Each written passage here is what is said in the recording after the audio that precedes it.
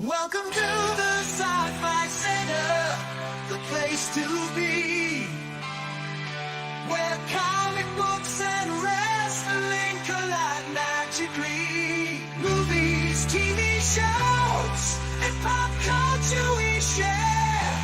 Get ready to rock, we're here to take you there. From superheroes to aliens in outer space, we've got the latest news and reviews in our embrace. Turn on your screen, let the neon lights glow. We'll take you back to the 80s. Let's rock and roll. Sci-Fi Center, where the legends come alive. Get ready to geek out, let your imagination fly. We're diving into the past with a touch of modern flair. Sci-Fi Center, the ultimate pop culture lair.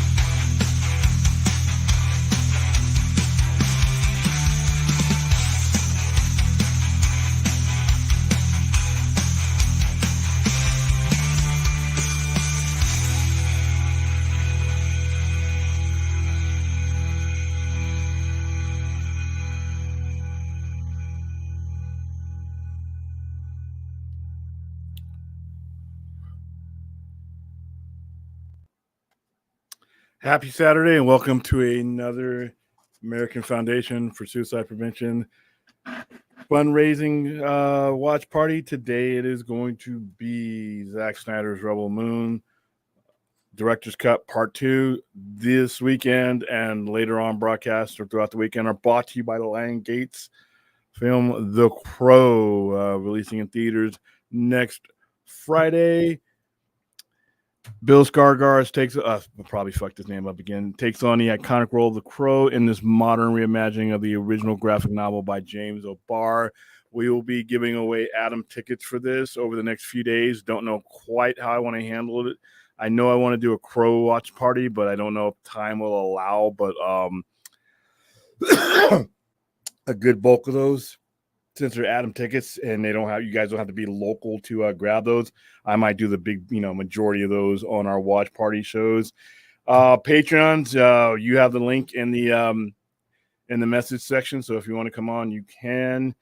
I have sent some link to some other members as well, YouTube members. Other than that, that's all we'll be letting in today. I got some outstanding ones. Hold on for a second.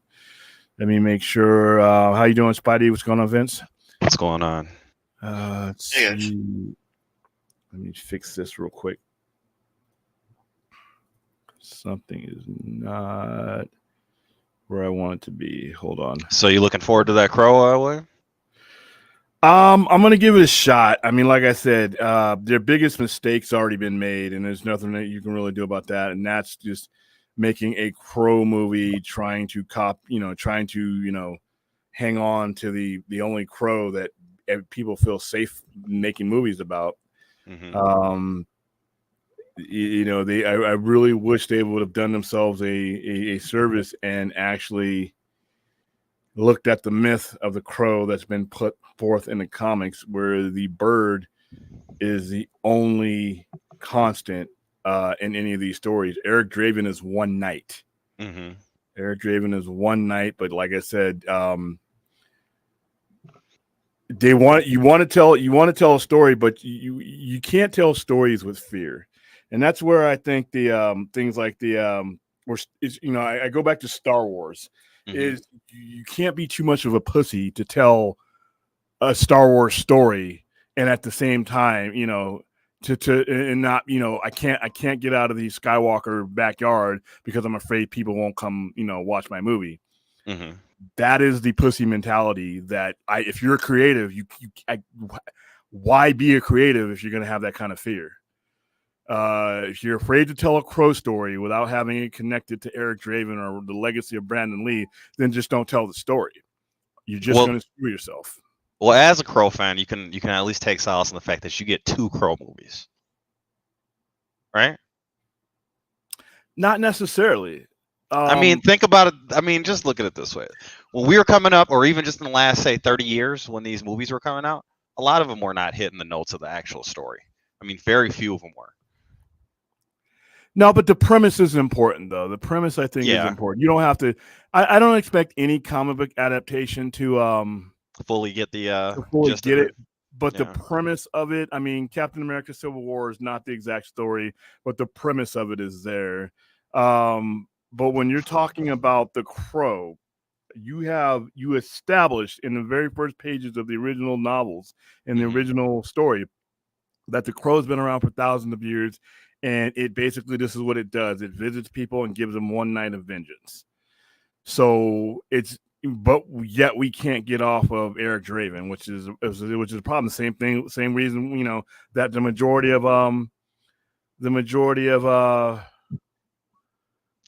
Star Wars turns me off, because we can't get away from the Skywalker saga, and people are on this misguided fixation that Star Wars is about the Skywalkers.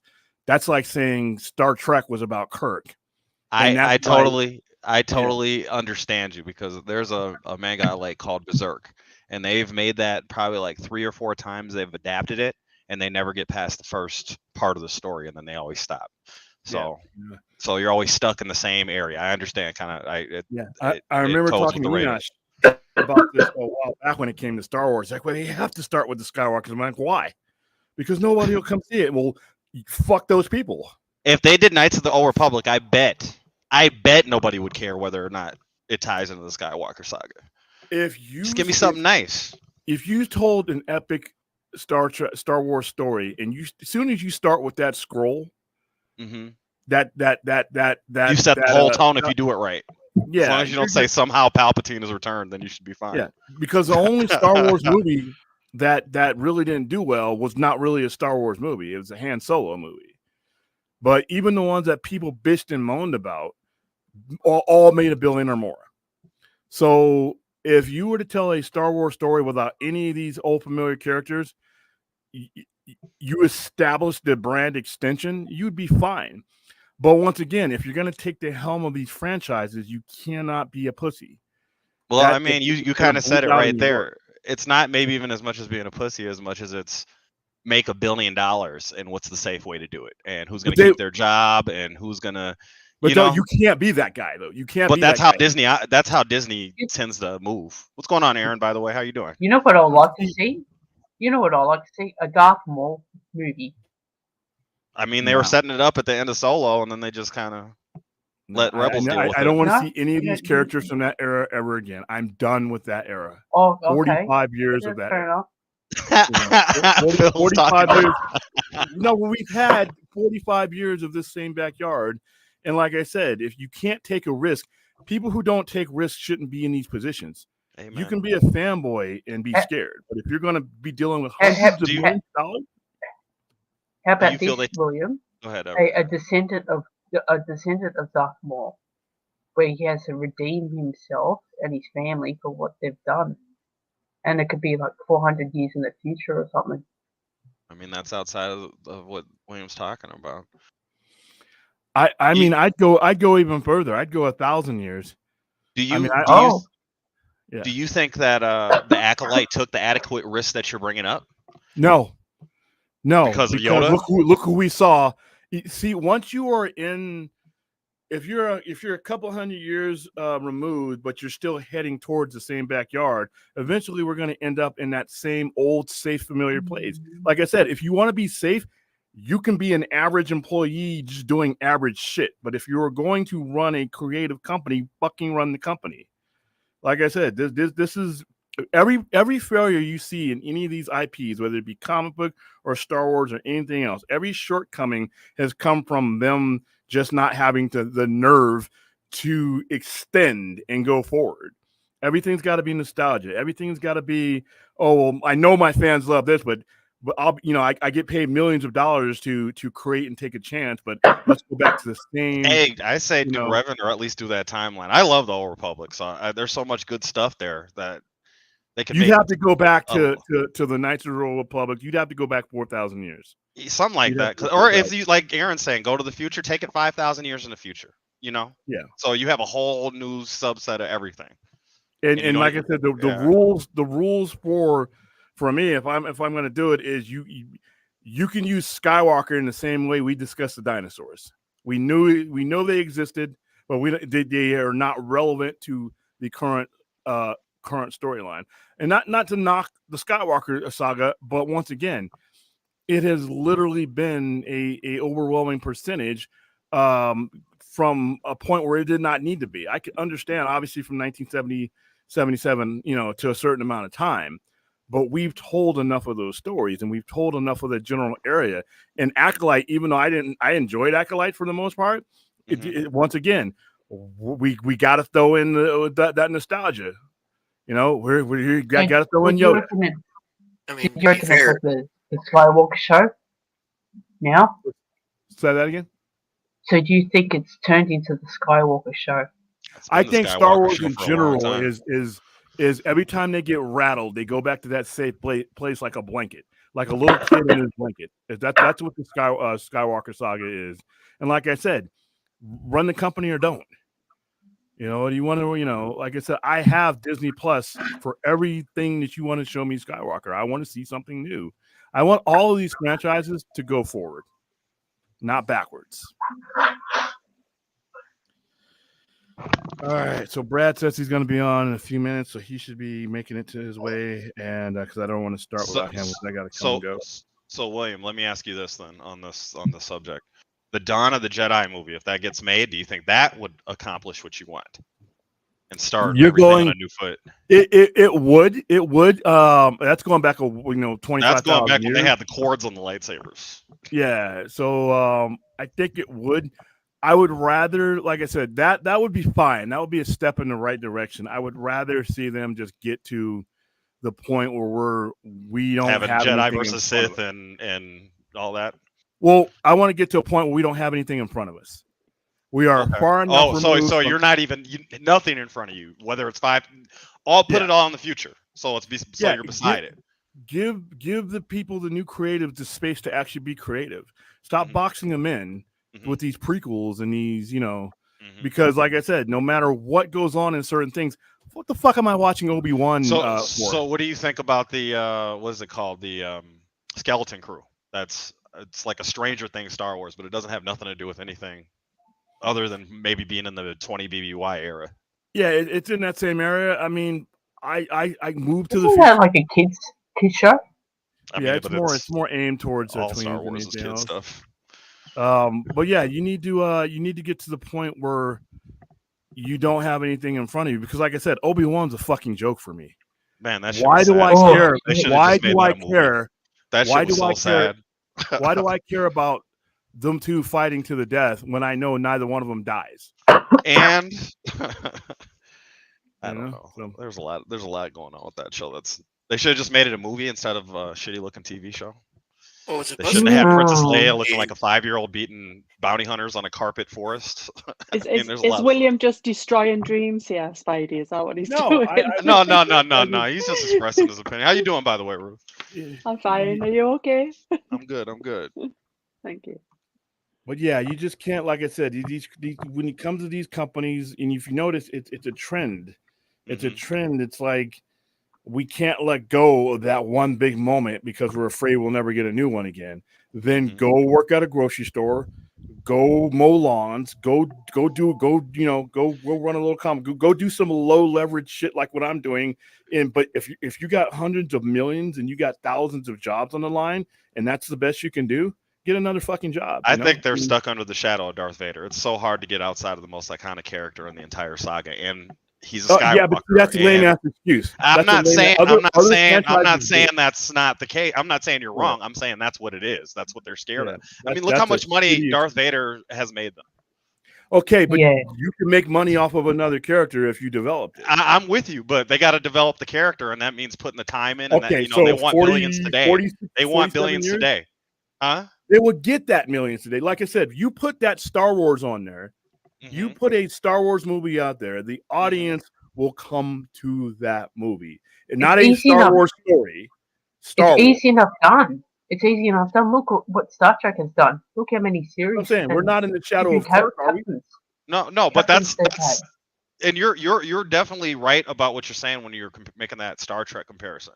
But what I'm saying is nothing against Ray Stevenson, but nobody cares about a dark Jedi, and that's not going to move shit forward as far as being cooler than Darth Vader. You got to find somebody cooler than Darth Vader and make it your flagship. Whether it's 5,000 years in the future, they tried it twice with Phasma and with Kylo Ren, right? And then whatever happened with that or whatever, but they got to get somebody that's even to the point, like, I'm not a huge Boba Fett fan, but you can't deny, like, he's a iconic character, right? That has a cool design and makes people say, hey, that guy looks real interesting.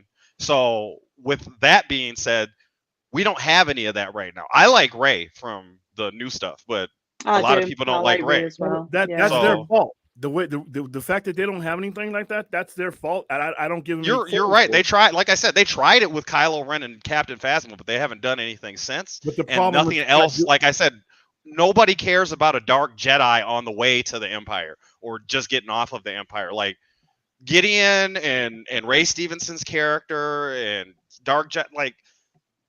We want Sith, and we want the motherfuckers with the masks and the fucked up eyes. We want like the true bad guys, not the half measure bad guys. And they're not. I think if they put Revan on screen, I'm telling you, man, Revan's the one. Revan's the one. That'd be the one.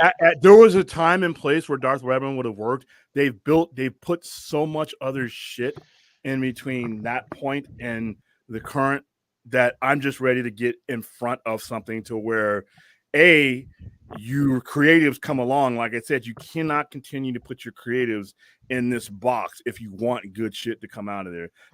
Even Star Trek, which is probably one of the most dysfunctional franchises of all time, they figured that out decades ago. Otherwise, we would just still be telling only Kirk stories. Preach. Yeah. So Amen. It's got to go forward. It's got to go forward. And like I said, all these franchises eventually are going to have to go forward. The Crow is just, like I said, it's just another thing of let's try to relive 1994. It's not 1994. It's 2020. There's a lot of that been going on for the last 20 years itself. If you look at the majority of bombs, look at what they've had. You have it works sometimes. But you've said it before. Leaning on nostalgia can be like a bomb. So every one time that it works, you got 8 or 9 times that it doesn't. Every Top Gun Maverick, you're going to have a Crow. So we don't know if the Crow is good or bad yet. We haven't seen it. It does. It's not going to matter. What if it's good? It wouldn't matter, right? That's unfortunate. That's the unfortunate part about it. It looks like a stunning movie. Until you put that expectation of the Crow on it, and then now you're basically putting a dead weight around its neck and throwing it out into the water. Whether it's a good movie or not, sometimes isn't relevant. That's like 25% of the whole overall success. It's the presentation, and right now your presentation is nostalgia, and nostalgia to a generation that does not give a fuck about 1994. Listen, I totally appreciate what you're saying about Star Wars, but I agree with Vince. Give us Revan, give us Malgus. Have Mandalore get destroyed, do all that shit. Nihilus too. Like I said, before they did all of this other stuff, I would have been completely on board of it. But my exhaustion level now has been pushed up. But we have never had it where it's an equal amount of Sith versus an equal amount of Jedi, and like there's good scale and there's actual power, and the Sith aren't sneaking around in the background and shit. Like they're the Sith Empire. Like that would be really cool. That Rule of Two shit. Yeah. Well, that's kind of the Rule of Two shit kind of bottlenecks you, literally. So it's like, like either bring us way to the future, like you're saying, William, and do something very intriguing, or take us to the Old Republic where we know everybody. We already have a lot of cool people on Vader's level in the Old Republic. Yeah, we got a lot of cool stories, and we got a lot of ambiance. We got a lot of different factions going on. So I've detached myself from Star Wars for this reason. I don't get too excited about it. I'll give stuff a watch, but it's like it's just going through the motions because they got to talk about it. But that's unfortunate that a guy runs a place called the Sci-Fi Center to detach himself from Star Wars. That's not on you. That's more on how Star Wars has been managed for the last while now. Yeah, I don't gravitate towards fear. If I can sense fear in your storytelling, all you're doing is wasting my time because we're just going to go back to the same old shit. We're going to we either have the ability to extend and build, or you're doing that other thing, which is rebooting. Both of them, there's only one option. There's only one option. Do you think something like Andor is the way to go, or is that still leaning too much into the original saga, being that it's tied to the Rebel Alliance and Death Star? It's tied. It's finite. As good as Andor is, it's finite. Okay. It's finite. You pretty much. I mean, he's fucking dead. We know. Yeah, no, I understand that, but when I say I look at like when I'm asking that, I should make it clear that I look at Andor in this regard as an anthology, right? As like it's kind of like how the Solo movie is, where it's a story during the era that doesn't have necessarily much to do with the Skywalkers. That's Star Wars. Star Wars has just phoned him there. Say what? Did you not hear his phone ringing? Oh, Star Wars has just they called him. They called him and said, "Yeah, what the hell are you doing? What's going on, nerd?" Hey, nerd. What's up, guys? Hey, Aaron. Hey, Vince. Hey, William. Yeah. Hello, how you doing? How did this turn into Star Wars? Because we're Sci-Fi Center and we're waiting for Brad, and we were talking about some Star Wars stuff. Crow. Why the Crow could bomb? Yeah, that's probably why we were talking about it. Why the Crow? I don't want to see Thrawn. Like I said, there was a time I wanted to see all that stuff. Hold on. It's George Lucas calling you now. By the way, you guys hear his rotary phone from 1927? It's one of those. Did you ever? When you had them like that, and then if you rang the wrong number, you had to go all the way back again. Right, you gotta call the fucking operator and hit the switchboard and say, "Connect me to the Sci-Fi Center and get a hold of this motherfucker." Shit. No, that's one of those box phones where you have to go and wind it on the side and crank it up. The original Alexander Graham Bell phone. Yeah. Where it's like you gotta hold it like this and be like, "Yep, switchboard. I need the Sci-Fi Center. Please. What's sci-fi? What the hell is a sci-fi? I need Las Vegas 4422.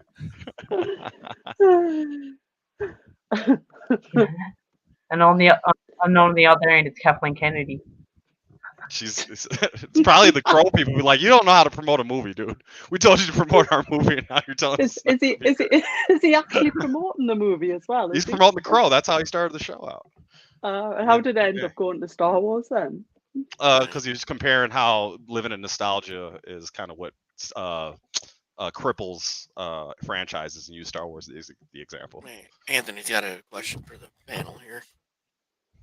What we got? It says, can we build Thrawn to the Darth Vader level threat? Not the one on the show. He's not the Disney version of him. The book one is cool or whatever. The Timothy Zahn version. I think Darth Vader was a generational thing for me personally. So he was actually in England. The gentleman who played Darth Vader was the Green Cross Code man, and he actually came to our school and did the Green Cross Code. So cool. Yeah, if you watch it behind stuff, you can actually hear David Prowse doing all talking the lines through the studio. Yeah, and then they dubbed him over. Very cool. So how tall was he, Ruth? You remember being pretty tall? Yeah, I would say I thought he was about. I mean, I would probably have to look it up, but I remember him. Obviously, I was just a small child. I would say about 6'6". Okay. Yeah, maybe a little bit. Yeah, I think that's what's his height. Yeah. It's either 6'6", really nice, 6'7". Nice guy, mind you. He spent the whole day there, so really nice guy. Cool. So how's everybody else doing? Has everybody watched the second part of this movie? I have. Have you? Yes, I have. Yeah, so I've watched it, but not like sort of sat down. I've watched it on the go. What about you, Vince? No, Rebel Moon. The second part that we're watching this evening. Honestly, I'd never watched either version until these watch parties. Nerd, have you watched it? Yeah, unfortunately, I've seen it twice. So, guys, 12 hours straight of Rebel Moon. I did because when they came out, Anthony from ACS Universe, him and I were for the Monday show because they came out like Thursday, the Thursday before, and then his show was on Monday mornings at 4:30 a.m. for me. So it's like, well, I had to binge watch. At the time, I had those two. Then there was the Batman series. Then there was the final episode of Game of Thrones. So it's like that whole weekend. I was like, okay, I gotta squeeze in a lot of content and 6 hours of Rebel Moon. So yeah. Hey, Brad. Hey, What's going on, Bradbury? Yes, everybody wondering. At my school today we had. This is why I'm behind. Just to give some context. We had it was kind of like an instructor's class because I think I mentioned before this is actually starting to become more and more part of my professional life. So that happened today, and there's some other things that maybe happened with that. They're pretty exciting. So probably once I can talk about it, I'll tell you guys all about it. Same with my my writing life. But yeah, that's why I'm a little bit fashionably late today, hopping on. But I know somebody else isn't here. Where's William? He's just bounced off. I think he was taking the call. Brad. Yeah. He got a call from the 1950s. If you got the link for obviously the charity link, just so that if anybody wants to donate this evening, they can. Let me go ahead and pull that up. Yeah, let me pull that in. So you looking forward to the Crawl, Brad? Comes out this weekend. Yeah. Well, I'm sure you guys are looking forward to seeing Ashley once we're on. Hey, William. Yes, this is the charity link. We are currently sitting at 150. Our goal for today is 300. Obviously, appropriate number for a Zack Snyder movie. So, if you can, please consider a donation as we're doing our new charity drive between now with the release of the Rebel Moon's director's cuts and leading into Twilight of the Gods in September. So I'll put the link in the chat as well. All right, we ready to go? Yep. All right, I'll go ahead. When you're ready. Yep, I'll go ahead and hit play.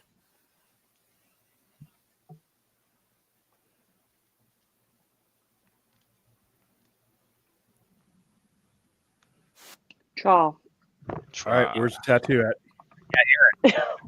I can't the tattoo right now on the screen. Don't fucking think about it. Just do it. That's what they want. Yeah, we're never gonna see that tattoo. You couldn't even just take a picture of it and just show us the picture of that. Take a picture of it. I've sent you a picture. Well, yeah, no, but this I want like under like the pink stroke. Well, yeah, because the tattoo's under it's on someone else. I figured this out. That she found. No, it looked to me like you were getting it done on your arm, actually. No, it's definitely not on my arm, guys. Yeah, she found somebody at the tattoo shop and says, "Hey, hear me out. Yeah, no, because I've got obviously that one as well. Do you know what I mean? So I definitely got. I can actually send you a picture, right, of getting tattooed on the actual skin. So yeah, it's definitely there, 100% there. Yeah, what did they say when they said you wanted to tattoo the word "tra" on your body? So I got asked where the word had actually come from, and then obviously I explained the reasoning around it. But if you actually look in the mirror, right, what does it say backwards? It says art backwards, doesn't it? Yeah. So yeah, so it's quite good because it's got like a double meaning. So yeah, I make it the word. Go ahead, Aaron. And the art is like can be a mixture of science and that as well. Yeah, well, I also I rethought this. I may actually get the word DR tattooed on my body. DIAR. You know why I get that tattooed? Because what does that spell backwards? Raid. Oh my gosh. Raid. I was gonna say rid, but then I didn't hear the A part at first. I was gonna say, why the fuck would he put rid? And then I was like, oh, rid. Yep. So William, you've definitely obviously you've definitely made your mark on the world. The Sci-Fi Center, Sci-Fi Center trademark. I always visioned, dude. This breakdancing thing. I'm getting all kinds of things in my messengers. Like everybody's tagging me with this chick. And that Australian breakdancer. Yeah. Oh yeah, Raygun, yeah. She needs to catch in, man. Oh, I mean, I know people are dogging her, but she needs to catch in. By the way, Aaron, did you see the thing I sent you on the Discord of one of the Australian PMs in Parliament on the floor speaking very highly of life after fighting, like on the floor of Parliament? Oh no, not yet. I've only pretty much just woken up Now, today. did you search that out or what No, I just saw it floating across. Brent Foster shared that on Facebook. I just said that. I was like, I oh, was this about is to cool. say. Like Aaron will dig that. No, she really. So, well, she had like visited Brent's school, and then and of course the movie itself like deals with the topic of child trafficking. Yeah. So and then It's very taken. yeah. So and then she gave a whole speech about that on the floor of Australia in Parliament about that as it relates to the issue in real life. So of course Brent was really definitely very moved by that. And William also to give a little. I mentioned them before he came on. It's like today that we had at my school we had a kind of an instructor's course. It actually involved like some guys from a couple other schools coming in and just kind of doing some things in terms of like going through like how to do things like reffing at a tournament and a few other different things. So I attended that, and I think I mentioned previously, but this is also becoming there's the writing side of my life, but there's now also the coaching and the teaching side of my life that's becoming more part of my professional life. So there's some exciting things happening there. So I'll keep everybody in the loop on that as that happens. But that also, it's like if I'm behind on a Saturday, it usually probably it's going to be related to the coaching side. Got it. It's really nice to see a martial arts movie changing the world. Yes, excellent, absolutely, just like the Raid did. I of course said that to annoy. I said that to annoy William, obviously. Is the Twitch link in the chat? It should be. I'll go ahead and put it in the chat. It's not. Do you have it tied to the top of the chat? If not, I'm going to put the charity link. I put the charity in a minute ago. How's it going, Clint? Yeah, I'll go ahead. Hey, here's the Twitch link, everybody, for Rebel Moon Chapter 2 right now. So this is how you pull up the movie and follow along with us. Yo, Clint. What's that? Clint. So, oh my God, we got one of the mother boxes again. No. Definitely not. It does look like how the thing looks like a cartoon, like how the boom tube looks. Like yeah, no, there. really. In that extreme close-up, it does almost look like a mother box. So what did you think about the explanation of them using? Because we thought it was coal in the last movie. So what did you think of them using the human or the organic material as the explanation, and they're force feeding it to the collie? What do you think about that, Brad? Yeah, I'm still kind of. That was definitely another big thing that was really as far as like what was added or what was augmented in the extended cuts. That was the collie definitely is the really really big thing, and of course you could definitely like read a lot of there's a little bit of a Hindu influence with just the way it's presented. So that's actually something I really dug about it. I mean, obviously it's very visually striking, and it's something that it's one of the things where it's like you look back on, it's like. Yeah, it's like we definitely kind of wish the extended cuts had been the default release of Rebel Moon. Well, when the mothership's heading back to Moa, I don't know if it's in this movie or the last movie, and like as far as the director cuts go, but it's also in the regular one. Even if they are using the organic material, there's pipes on the side of the ship that's shooting steam off while it's in space. That's all about. Yeah. Steam doesn't really work in space like that, though, does it? By the way, that's actually something we'll touch upon when we do the Alien Romulus. Maybe the ship has its own atmosphere.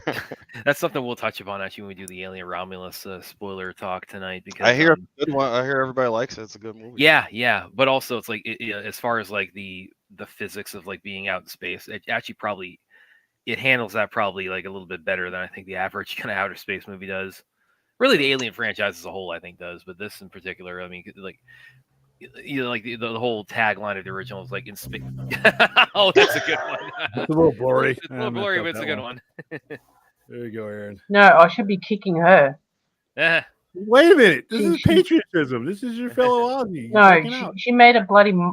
She's made a bloody mockery of my country.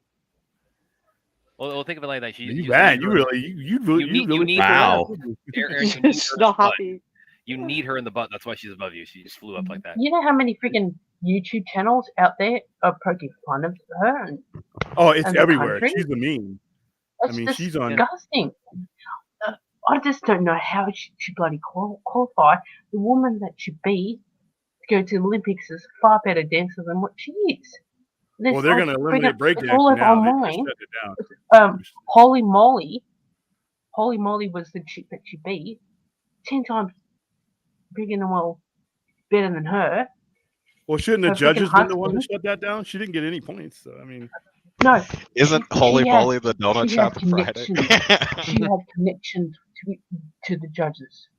She's a judge herself. oh, okay. So she had to fix that. All right. Yeah, in previous Oceania titles and that, Well, she's been a This judge needs to herself. be your She had- tattoo because we already got Tra, so this needs to be your tattoo. Ray Gun. I'm has just not connections. just gonna go for that. She has Yeah, didn't- connections with the other judges, right? That's her Yeah. real name too. own- Her real name is her own- Rachel Gunn. Her own husband is her coach. And her husband is a freaking break dancer as well, and he can't bloody well dance too. There's Oh wow. people who are asking a full-blown inquiry of how the hell she came into the Olympics. The Australian Olympic Committee, people are asking them for an inquiry. Yeah, no, I saw that petition. It's like the new William Hung. You know, how did he get on American Idol? But yeah. Yeah. There you go. Oh, by the way, But that's bloody American Idol. This is the Olympics, William. yeah. Look, Well, I Aaron's face is furious. This is I'm sorry, but this Wow. is an embarrassment. This is the maddest I've ever seen Aaron. I don't know.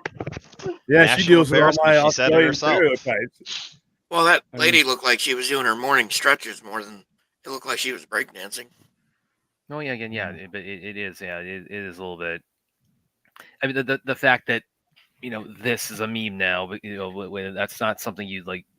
That's not kind of like triumphant victory, you really associate with the Olympics. So, yeah, I could definitely sense I could definitely feel the frustration from Australia for that.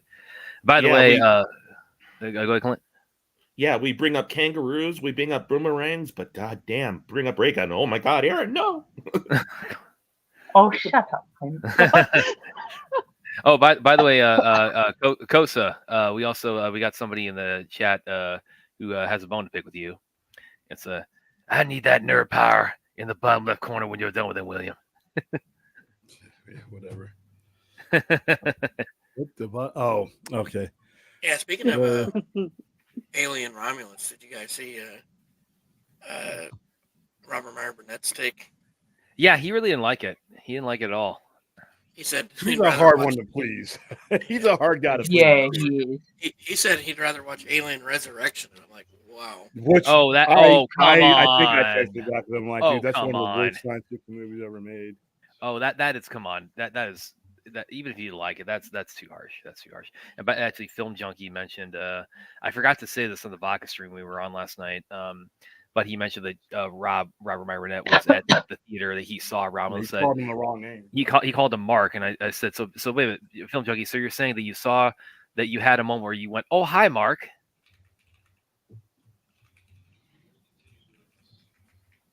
Huh? I'm waiting for everybody to get that. Not one of your jokes that we'll get Yeah. next show.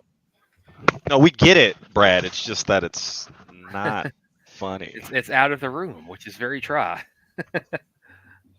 Anti-try. So did Anti-draw. Ruthie show her magical trot tattoo? Nah, No, it's in an area that'll get us demonetized. Yeah. Actually, Yeah, let me. Do we have any of those pictures? Are you okay with those? We'd have to blur it out, which would be like totally against. Well, why would you do that? Do you want us to send them across, Brad? Yeah. Are you okay with us pulling those up? Oh yeah, that's fine. Yeah. Yes, you posted those, didn't you? On your Yeah, they're on my account. Let me go. I'll pull these up. Have you found them, or do you want us to send them? Yeah. Let me see. Okay, here it is. Vlad the Yeah, Impaler. yeah. See, this is why I thought it was on your arm, because you have this one leading into it that you're getting one on your arm. Yeah, so I've got one on my arm, and then I've got one Brad, on my... why don't you get a try tattoo on your arm, and she gets hers where she wants to get hers, and everybody will be happy. No, okay, no, I'm going to clear this up last on this on her arm, okay? Here, okay. Yeah, here's the Tra tattoo on Root's body somewhere. Wow, they're coming after you, nerd. So Yeah, so that's the outline. Oh, so, yeah, and they filled it in. So it's all Yeah, black so letters. if you go to the next one, yeah. Okay. Thanks for the support. There we go. There you go. And it's so cool you added the heart there. That's Yeah. You made. I mean, this Tra. This looks like it'd be like the name of like a heavy metal album right here. But do you recognize the writing? So the writing's basically it's a mixture of the the thing. Yes, it is. Yeah, it is very honest thing. So it's got like the sci-fi aspect. Yeah, that's wow. Okay, I didn't even pick up on that. I thought it looked vaguely familiar, but I didn't pick up on the connection to the thing. That was very clever. So you told them that too. It's like design the lettering in the style of the thing title. So I had help from a very good friend help us design it. So yeah. Okay. Well, yeah. Let me go back. We have to keep Brad and Ruthie apart because Brad's anti-Tra and Ruthie's Tra. And the world will end if they touch each other. Yeah. Ruth, you put this one up too. Yeah, this is why I thought you were getting it on your arm, because this is you getting one on your arm. So I got one on my arm as well. Yeah. So I got two done on the same day. So you got this one done the same day as the Tra one? Yeah, so I got that one done first, and then I got the other one done straight after. Okay. Sorry, go on. Well, because I've told a lot of people, because like a lot of the people I at my school that I train with, I mean, like a lot of the other coaches, like three I can name off the top of my head. I mean, people got tattoos in there. I mean, there are three coaches there who've got the sleeves. I mean, and I've wanted to get a tattoo for a long time. So anytime I meet anybody who's got one, I can't stop myself. I ask questions like, well, what does it usually cost, and how long does it usually take to apply, and what's the pain level? And Brad, if you're not sure about having a tattoo, you should get whatever you want tattooed on the bottom of your foot as a tester. Oh, definitely don't do that. And then since you're in martial arts, people actually would see it. Yeah, so like a little worthless. Like that. But Brad, you've got the king of tattoos there, who's absolutely nerds covered in them. Yeah. No. By the way, Nerd is in the fucking comments having a fight with Blade because vampires versus Blade. Going on for weeks now. Hey, he doesn't. Man, old man Blade and Grandpa Whistler, they don't want none of this smoke. Whistler's a human though. Blade does age slower, whether he has the serum or not. Even though you vampires are like technically an immortal. No, but we just saw Blade. I mean, homie's looking thin. He's on that tofu diet now. He can't process meat. I mean, come on. We're talking about Blade and Dracula fighting in the middle of this love scene in Rebel Moon 2. Blade and Dracula have been having beef since 1975, dude. Nah, I probably would get it like on my arm or something like that. Yeah, Fun's got a tattoo idea for you, Brad. No, I saw that. Yeah. Holy shit! This love scene. My God. Get a face tattoo. The love Get Brad on your forehead, Brad. Well, this is actually this actually feels when you like compare, when you add in the one in the first one. This actually, because the one in the first one when it's coming after the the Harvest Festival, it's saying they're basically saying fornicate for the crops, Brad, in both movies, so you can. Well, yeah, but also there's no music, and to put it bluntly, the sex is a lot rougher looking in this first movie. Well, that's because Ben just got finished from hunting. She just got finished from farming. Didn't we establish this already, Brad? When you're trying to figure out the origins of the scar. Yeah. So this is like you have all the music, the romantic music, and it's like this is much more of a consummation. You can tell, and we're all offline all of a sudden. Consummation, got it. Actually, did we get pulled offline because there's nudity here, Vince? Yeah, is it being pulled off? Oops. I think there might have been. It got pulled. It looks like Well, it didn't happen the first version time. here- What was the problem now? Yeah, we showed the first one, and they showed like. Well, it got pulled offline way early in the movie, like when they were on the mason jar holograph Oh machine. shit! I mean, it stopped. It stopped being at a particular point on my screen. Yeah, I don't also know if yeah, it has on it's not anybody right else. when it's like you got like a good view of like things. So Poochie though, oopsie daisy. So guys, I just wonder on if it'll be file as different well. if it was on Flick. I'm fixing it. I don't think it was that. I think. oh, okay, just a hiccup in the internet. I think my internet just hiccup for a second. I'm gonna Oh, skip okay. past that a little bit. Well, again, Just in case it was was a that. very opportune place to have a hiccup. Let's just say that for everybody looking at it right now. Yeah, it was a bit. So Fourth Bit of a thinks, and nose. I haven't seen it, but Fourth thinks that Romulus is like the Force Awakened, or maybe like that Spectre movie they made that Yeah, one he time. said That was some James silly Bond's shit like greatest that hits. last night. Yeah, that was a silly comment by him, but hey, everybody- I can see a little bit. I'm not. I don't know if I'm in full agreement, but I can definitely. I can see the point of comparison with that. to what? Now Disney actually has more adult-oriented sex scenes on their Netflix content.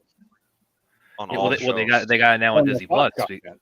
That's what I'm saying. They got on Disney Plus now. They got this because they have they since There's they sex scenes on all the shows except for Iron Fist, because well, no Iron Fist is on there. No, I'm saying I there's no sex scenes in Iron Fist for obvious Oh reasons. yeah. And listen, guys. Okay, I keep saying okay. Just watch from Defenders. Okay, he didn't have the greatest start in season 1. Here's what I think. Watch my boy Danny Rand for Defenders on. It's all great. The best thing about the Defenders, two good things about Defenders. One is they did pull all the stories together to get them going, and like for that time, they pretty much did what the movies did. Yeah. And Sigourney Weaver. Yeah, she's pretty. But I feel like Daredevil 3 makes up a lot for what Defenders was. You need to watch Defenders to see Daredevil 3, but still. Yeah, you do. So apparently that was that did happen because of the nudity.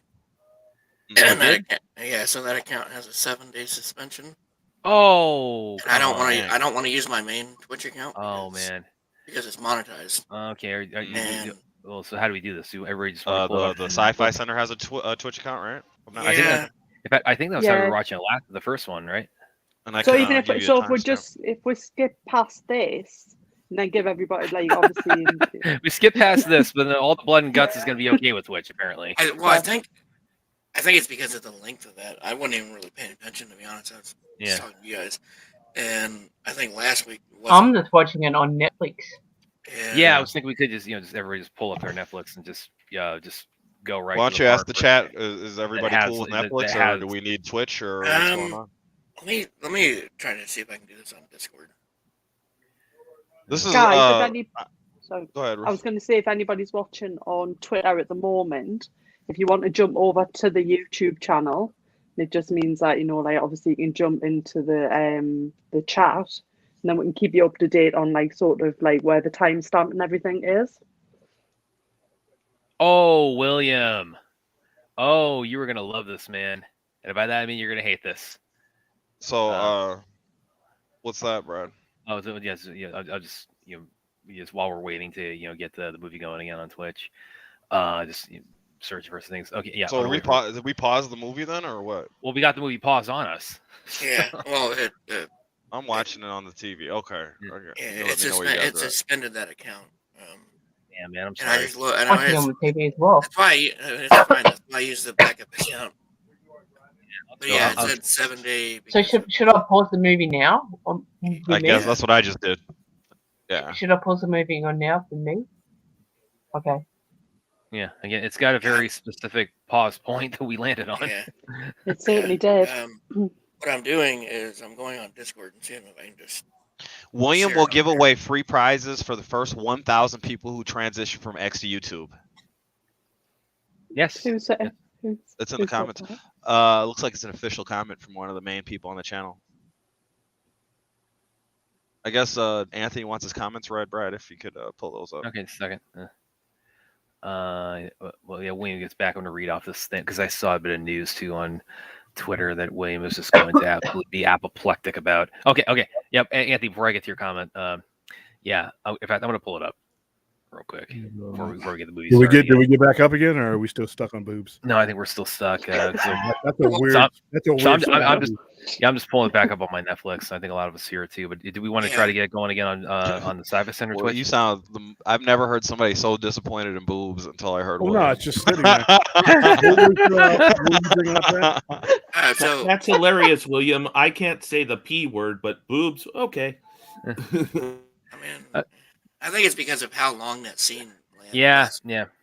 And it's not like I got reported. I think that. Well, and again, it just froze. It just picked like the perfect moment. What if you got reported by one of those bots that's trying to sell like a porn? maybe. So we just want to go to Netflix. Yeah, you just give us a timestamp because we were still going. I didn't realize everybody stopped the show, so I need a timestamp. Let me see where I have it at. And what's going on, Brad? You said you had something. Yeah. So while we're getting that timestamp, I'm going to share this with you because you are going to you're going to be over the moon about this in a very bad way. 1924. I'm going to share it on Discord. If you guys want to join that channel on there and like mute yourselves. I can't read it. Okay, I'll read it. James Cameron says there was an agreement at one point to make Alien 5. He was going to write the script and Ridley Scott was going to direct. Fox chose instead to make Alien vs. Predator, which he thought would ruin the franchise. After that, he lost interest in making another one. And like I said, to their defense, when they just made some bad mistakes, I don't think you could make a good one, but I can understand the attraction of that because of the Dark Horse Presents storyline was an epic storyline. And there was a desire for it. It's just that once you see it in motion, it's really bad. Both Alien EVP movies are really bad. And I don't think there's anything you could have done to save those movies other than not make them. So I can understand where he's coming from, but I can also understand where they thought, you know what, you're looking at this, but they didn't follow that material. And I don't think you could have followed that material because I think you would have bored the tears out of people. Because a comic book adaptation is one thing, and then what they were trying to adapt, I just don't think is something you can. But it just got worse once you actually saw the movies. ABP and Requiem are horrible movies, in my opinion. Not as bad as Resurrection, but they're not good. Okay, so are we going right? We ready to get started again? We need a timestamp because some people kept going. Like at least me and Aaron, we're still going. I have it at 1924, but like I was saying, like I'm not going to share it on Twitch because. I don't blame you. Well, not on my main account. If you guys are on the Discord, I'm in the Watch Party channel, and all you have to do is click on me and then hit Watch Stream. Can we start? Oh, go ahead. And you'll see the movie. If we want to do it that way. Okay. That's on your Twitch, you said, or is it on your Discord? Yeah, it's on the Sci-Fi Center Discord, and it's down in the Watch Party channel. Yeah, you can pretty much share whatever you want in there. Discord's not really going to give a shit. Since a lot of people are picking up on Netflix, can we start it at night? It doesn't let me hit 1924. It lets me do it in increments of 10. So can we start at like 1920? Yeah. Sure. And William can go ahead and do the countdown since I know he's had a lot of practice this year.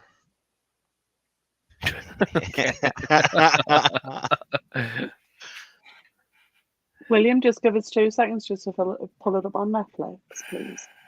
Yeah. 1920 is the timestamp I'm on anyway. Yeah. I'm trying to get it to 1920. Yeah, Vince had the idea of the day. He said, bring Darth Revan to the Star Wars. That's pretty much the best idea I've heard all day. So Disney, go ahead and make it happen. Yeah, I was surprised that Twitch actually gave a shit, but I think it's just like some auto detection thing. Yeah, it's weird though. Bots. All right, so anybody that's on the Discord, just let me know when I'll just hit play. Yeah. Yeah, I'm just gonna. I'll go give a countdown. Let's go ahead. Are you 19 what? Because 1920 doesn't seem where it was left. And make sure 1920 is Unless you want to go further back, 1920 is around where Vince said he was at. So I just wanted to hit it. Yeah, I have it at 1960. I'm trying to get it at 1920, and it's not being that precise. See, mine only works in tens. Yeah, where I'm on, it's like it's whatever. This is inconvenient, but what can you do about it? It stopped at 1651. Yeah. 1651. Okay, so we can go back to that if you want. If Well, you no, guys I'm just looking at where it stopped on the thing. Yeah. I'm the way. I just skipped ahead because I thought I don't know. I didn't realize they actually suspended the account, which kind of sucks. But Oh, did they? yeah, Yes, it's then for it is- 7 days.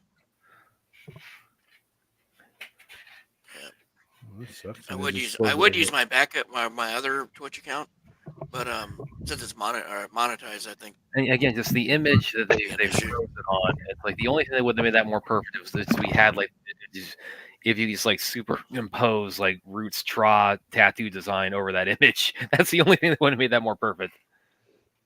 Yeah. Thanks, Brad. I went ahead and muted Discord. Hey, Brad. So I think Fourth has something he wants to ask, and I think Anthony still has questions Yeah, for well, you. Anthony had a few too. Let me go now. Get to them. Let me get to Anthony's right here real quick. Anthony says, panel, when a person has a physics background like Neil deGrasse Tyson's critical sci-fi movies journal says the Alien franchise as a whole is the most accurate when it comes to physics and space. That shows the impact this franchise has had outside of science fiction fans of pop. Well, yeah, but the problem also is that Neil deGrasse Tyson, he's kind of a dick, too. He's kind of He brought an idea up, and then you went after the person. That's why we don't use ad hominem attacks, Brad. I get that, but he's devolved he's so got much. to wear blanket.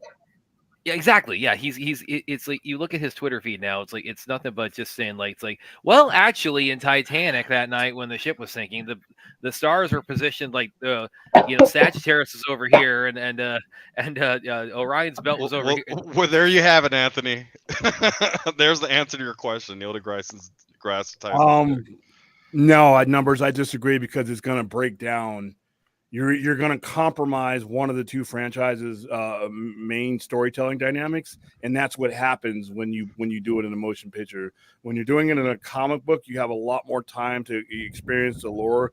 But when you're trying to keep people's attention for 2 hours, it just doesn't move right. And Ridley Scott was right, but I can see where they thought, okay, we have our two of these big franchises that we've had under our banner. Let's give it a try. They gave it a try. It was bad. They shouldn't have given it another try, but they did. So there you go. Tell us when to push play again. Yeah, we need a countdown or something. Yeah, go ahead. I already hit play like a second ago. Oh, so where are we at? The timestamp? 1650 or 1950?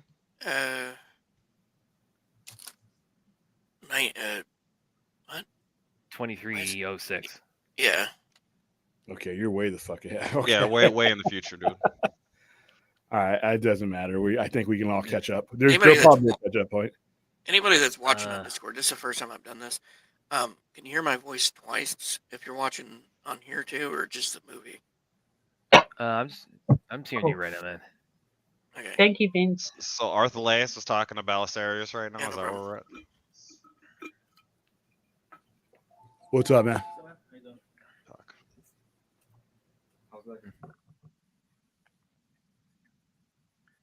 Okay, and I'm going to read a couple more of these comments they had. Have we pressed play, guys? Yeah, that's what I was trying to figure. Win. That's the question. I want to give a clear answer. Oh, three different times. I suck at the countdowns. I'm glad we're not disarming a bomb. We'd all be dead. You guys.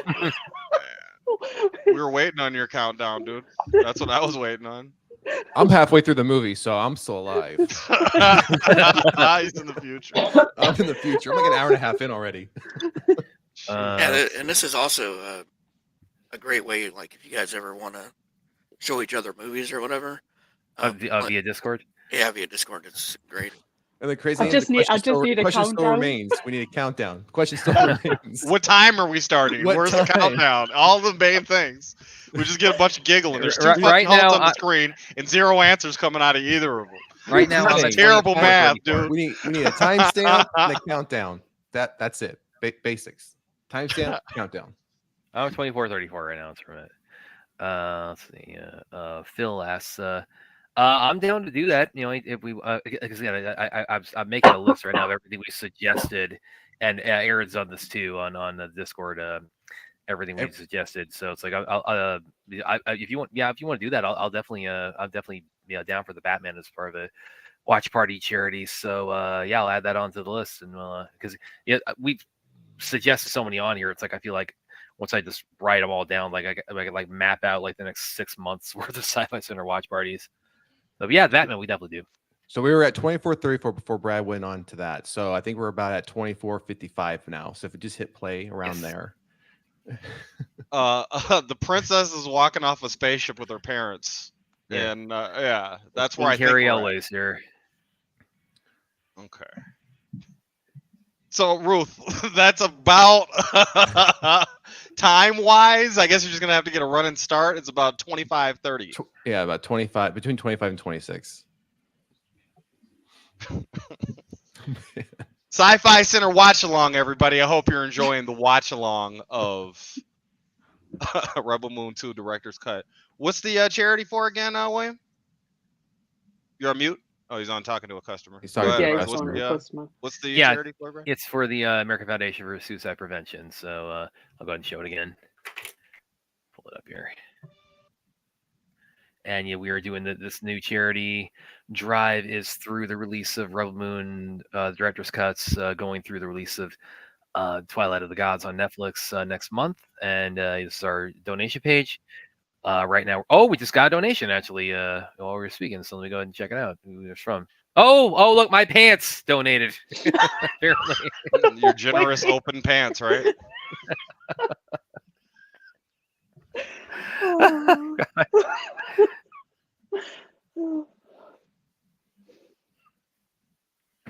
Yeah, I mean, what else can I say? But my pants have donated to the charity stream. Do I need to go and look at what else they've done to my wallet? You got a super chat too, by the way. Yes, from Fourth. William, how do you love Godzilla vs. Kong but hate Aliens vs. Predator? What you got for that, William? The dynamic works in Godzilla vs. Kong because there's less to it. See, when you're talking about lore versus just straight up combat, there's a lot of history and mythology that goes on with the predators and the predator race, the hunt, everything else that it doesn't always work. You've even seen it with movies without alien in it. You have to do it right, and you just can't with those two characters. With Godzilla versus Kong, it's a fucking monkey beating up a lizard. It's territorial. It's easy. Yeah. There's no tradition. There's no nothing. It's just, I see you, you see me. We got to fight. We don't even ask why Godzilla versus Kong were they even fighting. They just all let them fight. That's it, and we enjoy that. It's basic stuff. Predator and Alien are not. It's not basic. And if it's basic, you're probably doing it wrong, and they did it wrong. But I don't think there's a way you could do it right. Be honest with you. That's a tall task. Not everything needs to. There's, like I said, there's a lot of good things that sound like a great idea, but when you execute them, you're like, "Ooh, shit, this sucked. Let's not do it again." And they did it again. Thank God they didn't do it a third time. Oh, Anthony. Oh, how did you guess? What made you put this together?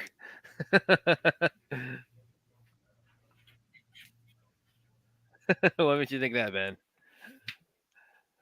Yes, but also my pants left the comment that my pants are awesomer. I was presuming awesomer than William's pants. So okay, there we go. I have the most awesome pants. Okay. Anybody watching, don't take that out of context. It's an inside joke. What is the context of your pants, Brad? Go ahead, let us know. Well, it all started when Fort saw William's pants hanging behind him in the hotel room while we were streaming when he was coming back from Comic-Con. He took that and ran with it. Whoa. You said William's pants. What about your pants? They're asking about your pants. I just commented that my pants are because William's pants donated a super chat, and I commented, "Oh yeah, my pants will probably donate next because they're very open and generous," and people took that and ran with that too. Did you actually say that? Did you?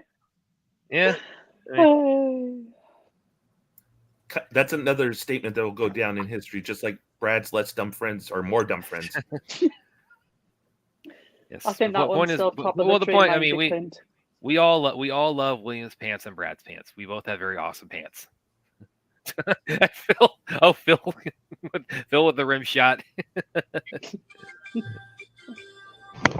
Rim shot in the pants, huh, Brad? I guess so.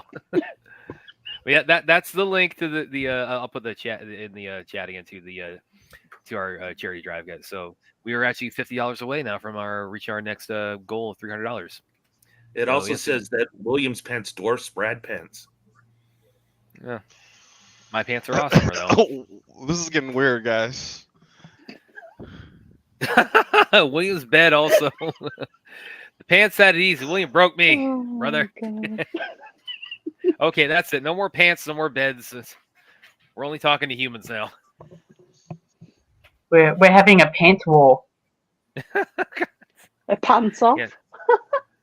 Yeah, we're having a Funny. pants off. And I'm sure that's Well, okay. All right. We're gonna get kicked off later. We've Yeah, already we're been gonna- kicked off of Twitch, so it's not. You're not going to get kicked off of YouTube for saying pants, William. I just think it's No. funny. All the movies that I played through there, Rebel Moon Part 2 is the one that gets it suspended. yeah. What again? Yeah. How did part one? How did part Right. one make it through? Because yeah, There's that a lot has more sex in nudity it in too. part one. Well, that has women being stripped, full frontal Branded and while nothing nude, being yeah. branded. Whoa, Yeah, There's it's no more rhyme or violent. reason. Yeah, that's what I was thinking too. Is they both have also very R-rated content, not just in terms of sexuality, but also in terms of violence. So, but Twitch the doesn't care violence about apparently violence. It's a video game streaming channel. I guess Yeah, Twitch just yeah. doesn't Well- like boobs. Well, Well, if you Isn't- go with The isn't, Last of Us, you have sex scenes in that, which is a weird. one, by the way. isn't Twitch owned by Jeff Bezos? Yeah, it's owned by Amazon. Yeah. Well, the thing is, a lot of us Australians believe that Americans support violence more than nudity, while in Australia it's the reverse. In movies Yeah. and TV shows. Actually, and think about it is that's actually probably I think that's actually probably in terms of what gets like hit with an R rating or what or even like creeps into Genesis 17. I actually think that's actually very true that we are culturally we're that when putting ratings on movies and TV, it's like the thing that will push you over the edge, and as whether you're into an R rated 17, 9 times out of 10 it will be nudity, it will be sexuality before it will be violence. See, in Australia, it's the reverse. Yeah. So I mean, like the original RoboCop, that got that was like the first. I think it was the first movie. It got an. I mean, at the time we had X instead of NC-17 as the rating beyond R, and it was the first. Yeah, it was the first movie to get an X for violence instead of sexuality. That's So crazy. yeah. Hmm. RoboCop's a good movie. Okay. We Okay, have to let's stop. more about pants. Yeah, we have to stop the pants after this, but I have to bring up. It has to. I have to break that very quickly just to bring this up here. What's currently going on Brad's mind? Everyone's talking about my hot pants. I got my hot pants. I can't. Okay, that's enough with the pants. Space pants. We are so gonna get kicked off of YouTube if we don't stop talking about pants. Ooh, Somebody sent forth a link, huh? You cannot wear pants, and it's fine as long as you're wearing shorts. Well, shorts are a kind of pants. We need, No, they would call them pants we then. need to zip it Shorts up are like shorts, pants are pants. Okay, stop. No more pants. It's enough. Pantaloons. Pants are now a banned topic on Sci-Fi Center. I never thought I'd have to say that, but they are. I mean, you could be wearing a kilt. Brad, of all the kind of stuff that we're talking about, you're getting really agitated over pants, dude. It's like very benign. I'm watching this glorious grain harvesting in slow motion right now. Oh, instead of yeah. talking about pants. That's real wheat, Brad. That's not CGI wheat. That's real wheat. What is it about, like, of all the things that detractors decide to get upset about with Rebel Moon 1 and 2? It's like it's the slow motion farming that for some reason just really ruffled a lot of feathers. I don't get it. People People didn't like it, Brad. That's why they voiced their opinion, I guess. They're I find it very soothing. It's very ASMR-ish. Yeah, I'd agree. Yeah. One also, I mean, so the Amish can enjoy it. When this is, well, this is also new too here with Nemesis training and slow motion in the wheat field. Yeah, it would have been cool if they. Duna Bay, she was what was she in the Wachowskis did? She was in that show Sense8. Sense8. Yeah, she was in. That was actually a pretty good show. That's actually, I would say, probably outside of the Matrix. I would say that's probably the thing the Wachowskis did that I probably enjoyed the most of Sense8. Get some copyright music there in the background. That sounds like Star Wars. Something. Yeah. This looks a lot too. The where they're farming, this looks a lot like the cornfield or the wheat field where Leonidas assembles the Spartan army in 300. Like this looks like they filmed it at the same location. When the new owners of Warner Brothers comes in, I hope they greenlight Zack Snyder's Alexander the Great movie. Yeah, that's because he had I mean, of course, there's the 300 prequel series that we've heard about recently that they have in the works, but he's had a few offshoots of 300 that he's talked about over the years. Like he had the Alexander the Great one, which and there was some news about that a while back where it's like he had gotten the rights to that script back from Warner Brothers, but now that he's working with them again on something 300 related, that might be like it might be kind of a moot point because he might just say, "Okay, let's just talk about this again." Now that we're at the table again, and he also wanted to do a George Washington movie, like a 300-esque George Washington movie, like the American Revolution. Way. Yeah, that's one thing. And listen, I guarantee if he does it, yeah, and I guarantee if he does that, the one thing I stipulate, it's like I'm sure he would do this, and I hope he does, is I'm sure he would recreate the crossing of the Delaware in live action. I have no doubt he would do that. Oh, these history geeks are mad now. They're mad now. Oh, can Zach? Can you please do a Lincoln movie as well? Yeah. Oh yeah, Lincoln. Like the 300 version of Lincoln. What else would be like a? Because again, with those, that's the general idea is him putting like the 300 spin on this historical figure or this historical period or culture. So, yeah, what else would be cool to see in the 300? I think it'd be cool to see like Shaolin monks in like a 300-esque movie. Yeah. I think that'd be cool. Or even a samurai. Yeah, do like ninja type movie. Yeah. Ninja 300 ninjas. What else would be cool? That what culture hasn't really? I think it'd be kind of cool to see like going back in time, like seeing like some of the like India, like the Rajput in India, like as a 300-esque thing. That'd be pretty cool, I think. Like I'll be open for him to do like an Aussie type war movie. Yeah, that'd be cool. Yeah. And Alien versus Predator failed because they had humans in it. Oh. Is that in the in the movie, which I disagreed. They could have made a really great if they made it more Predator centric, like an alien planet where the predator, kind of like the comic book did, where the predators go to prove themselves and just get rid of all the humans involved in it. That would have bombed. That would have bombed. With the predator trying to, prove his worth in the society. I think that would have bombed. Predator? That would have been a job costing bomb. It sounds even more than Alien versus Predator with the humans in it. Yeah, I think that would have. I think, like I said, I think there's just no way around the. Why do you think that? Because why do you think that Clint's idea is not the best idea? I explained it over and over again. I mean, I've already laid it out. Well, it gives a history of the Predator like this is how they prove themselves to be warriors or hunters, kind of like the comic book did. That's what Phil says. Yeah, take off. All right, see you, Phil. Let's wrap it in.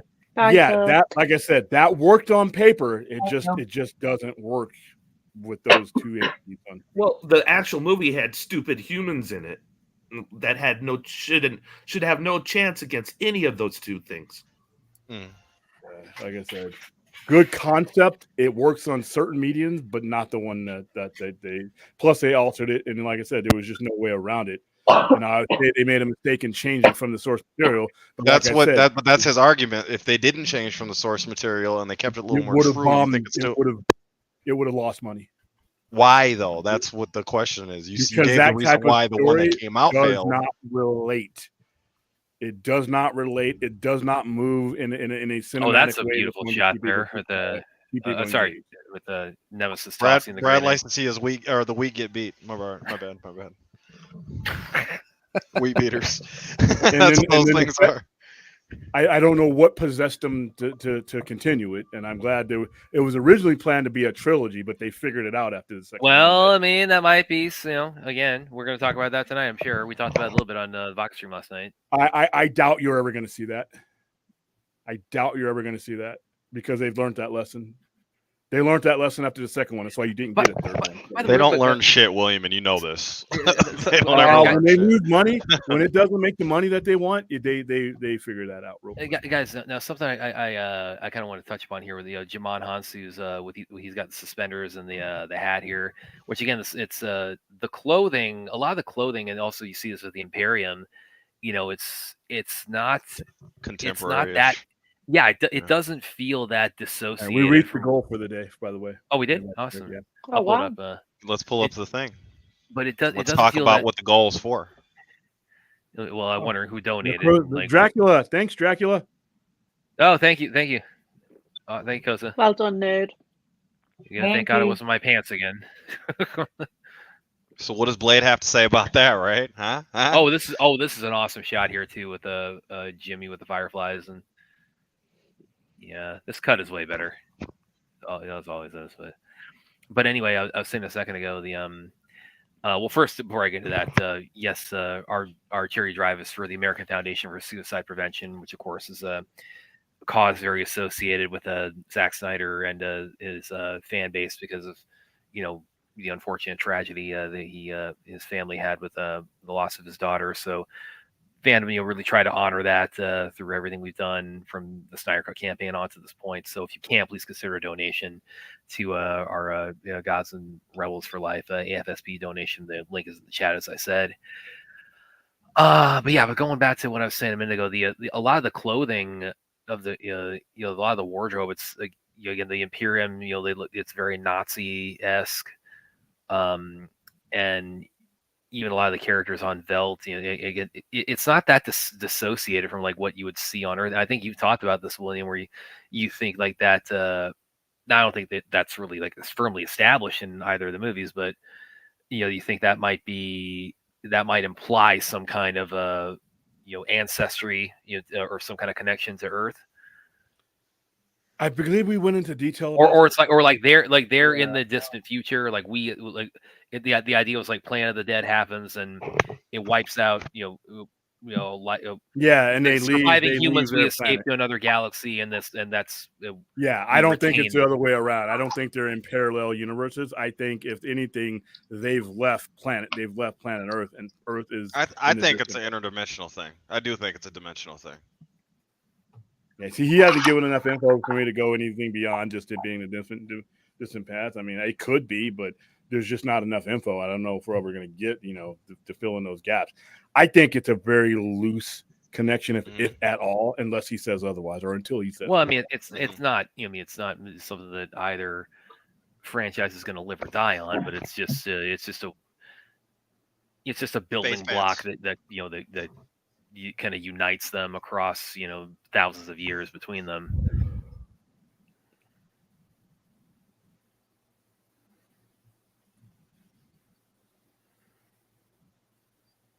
I just realized that there's a pyramid there.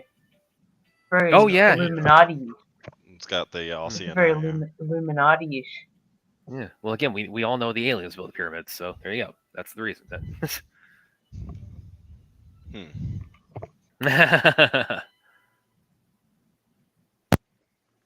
So he talked about in the interview, didn't he, that like obviously if it continued on and he made more movies, continuing from this one, it would be like sort of another two-parter.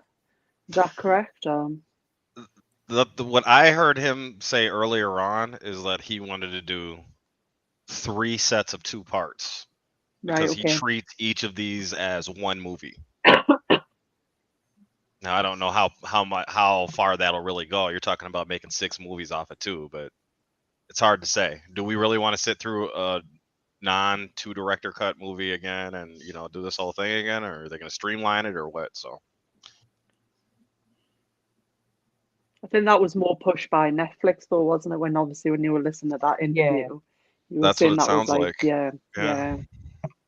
yeah. Be that as it may, that's where we're at. Droga's in the chat, and Beard. Hey, Brad's new name is Beard. Beardberry. Williams Beard. Implications being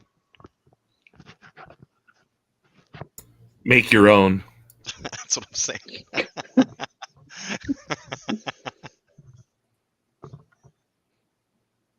So, William, are you following along? I'm trying to, but I got other stuff going on. I just put the material out there. It's up for interpretation. They're in the midst of Titus's backstory, where his squadron or his platoon gets executed, or his men get executed by orbital strike in front of him.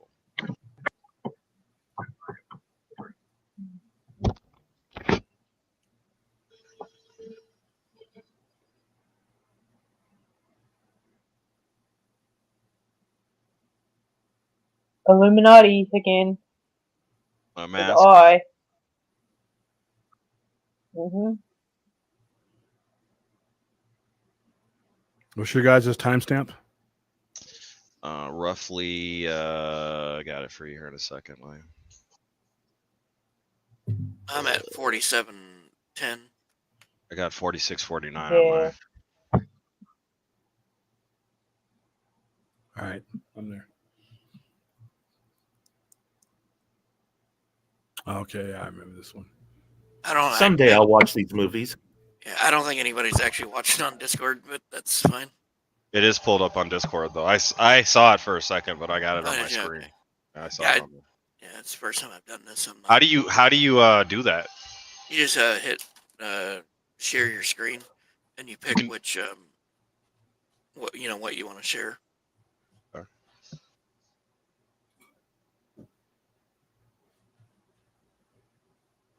If you don't have Nitro, it's limited now, so you can only go to 720p and 30 FPS. But that's more important if you're gaming or something. Gaming, right? Most movies are 24, so.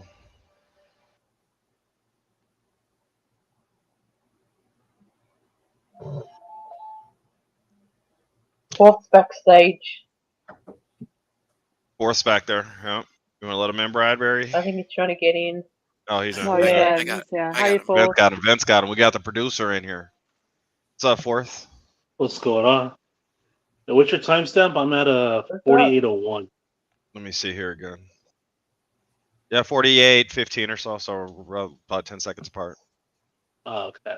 We're in your favorite part. We're about to have Tarek's backstory. Oh, all my favorite parts of the. Oh, you said Tyrek? Yeah. Yeah, they're on the table. The backstory after backstory part. Get to know me scenes. Tarek is. I feel like the Nemesis should have lived in Tarek. Like in this cut, I'm cool with that. Tarek. Maybe his whole story is really going to pay off one day, but the Nemesis is so much cooler than one day.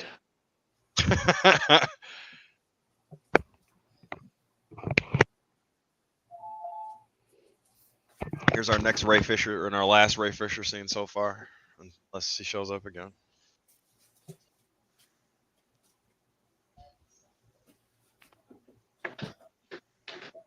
They were on the big wheat planet, not the regular wheat planet. They're on the big wheat planet.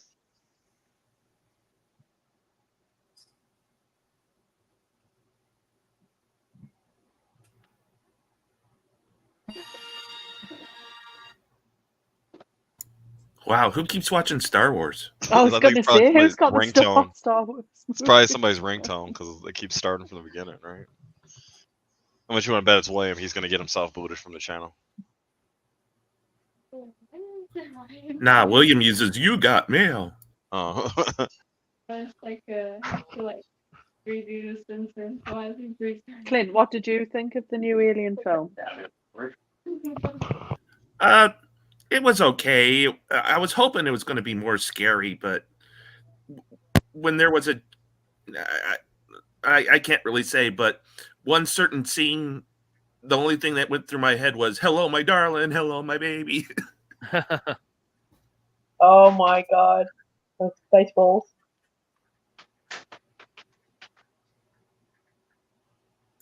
And I mean, I was all ready to hold William's hand during the scary scenes, but it really wasn't that scary. Okay, this is a way better build up for Ray Fisher's appearance in the second movie here. I mean, just like that, just that. Oh yeah, they just showed up. They just walked in on the other one. This right? one, he's got an explosion like rolling out the red carpet for him, and he's got the two spaceships. It's like that's Patriot. That's like the Blues Angels flying behind him there. So how do you like the guns, Brad?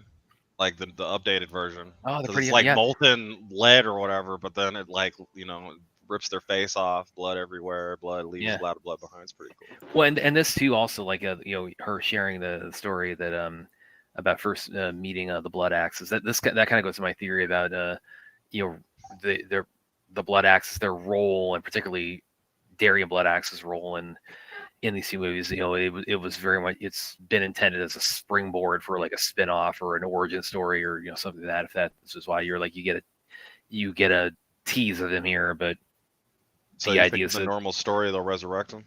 Yeah. Well, yeah, and we got that too. It's like we have you can dip people into the Lazarus pit here, so it's right. Like nobody who dies is like off the table altogether in Rebel Moon. And also on the Alien Lazarus pit, huh? Go ahead. On the Alien movie, there's one huge major plot hole that William pointed out. That don't spoil. I was going to say don't spoil it. I'm going to watch it tomorrow. No, I'm not saying what it is. I ain't spoiling nothing. Brad will jump in and be like, "Oh yeah, you're talking about the part where blah blah blah blah." Blah. And then you'll tell him that he's spoiling. He'll be like, "Yeah, I'm not spoiling." Then continue to spoil it. There's just one huge plot hole that I didn't see at the time, but William pointed out to me. I was like, "Oh yeah, how'd that happen?"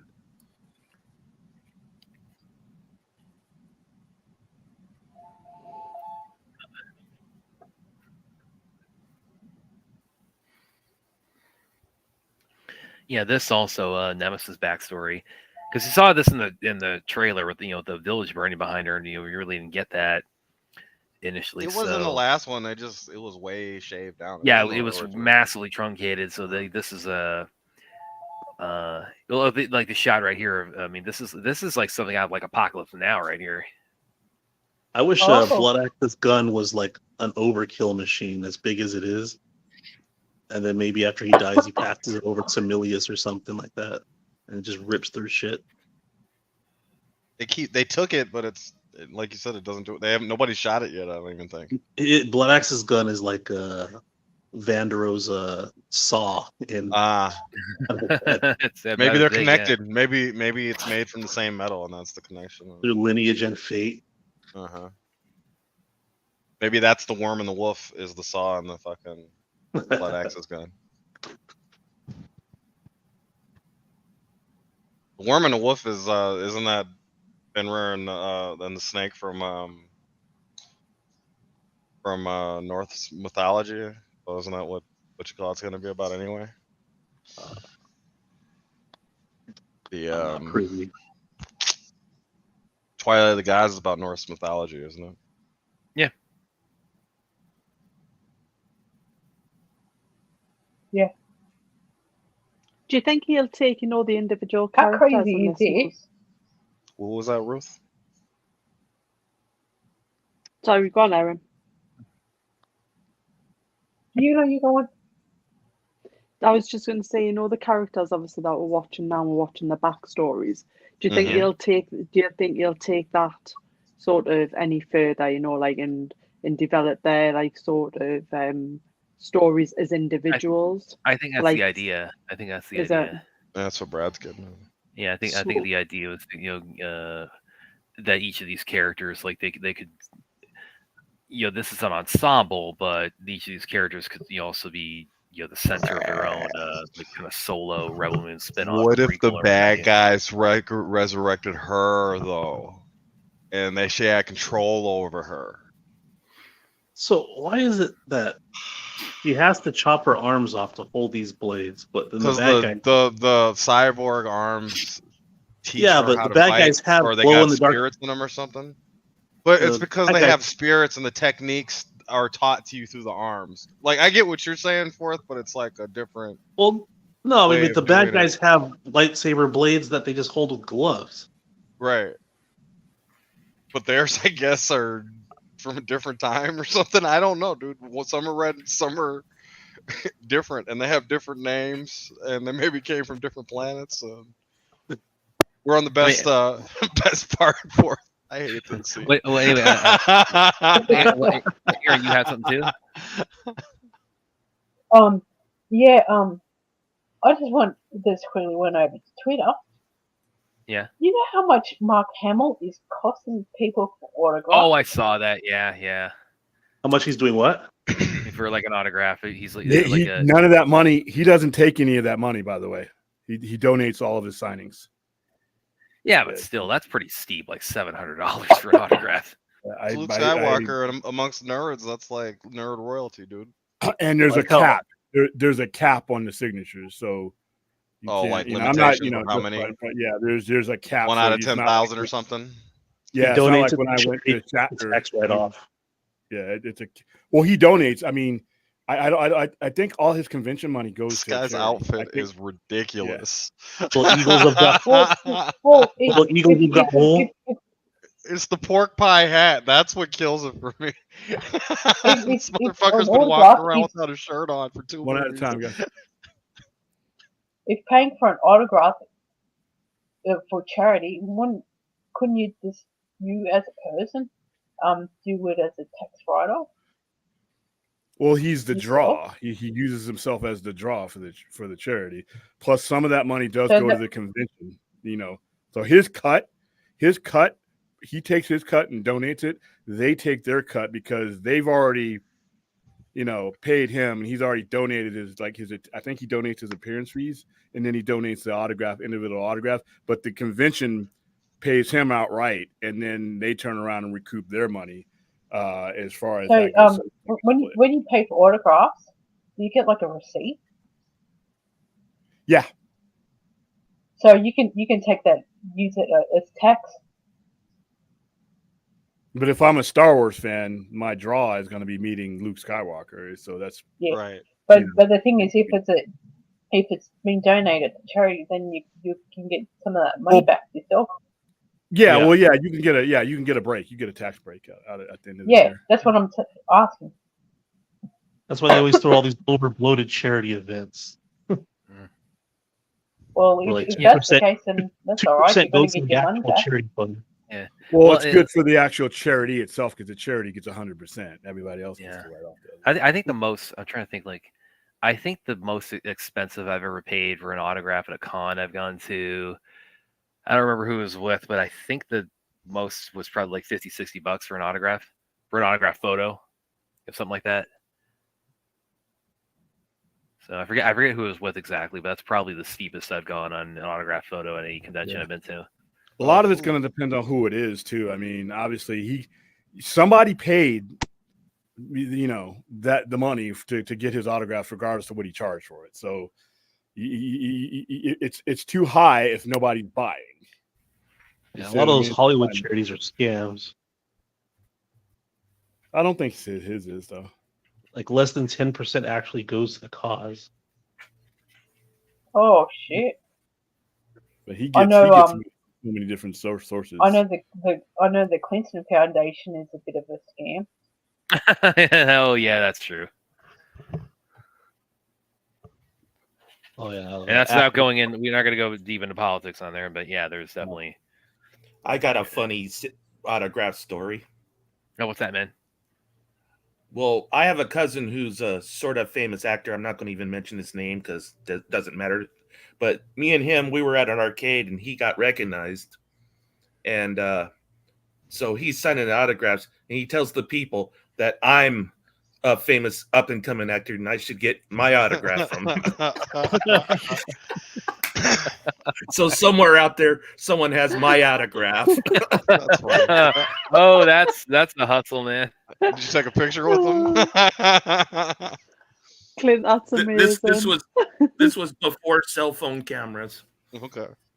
You know, and what's hey, you know, your cousin is a legend, Clint. Yeah, you know, maybe it's like, you know, we built up. Oh, I went along with it, so our audience is growing here. So maybe we'll, at some point we'll have a booth at Comic-Con and we'll actually be giving autographs. So that would be pretty cool. Highly doubt. Tark's new girlfriend's taking. And if we do, I'll be signing it. Dances with Walkers. Tra.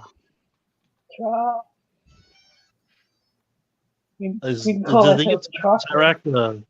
Yeah, he's just now starting to dance with her. That's the girlfriend. They set her up in the other director's cut. She was part of the. She was front and center in the village after the other village lady. Is she supposed to kind of like fulfill his mother complex or what?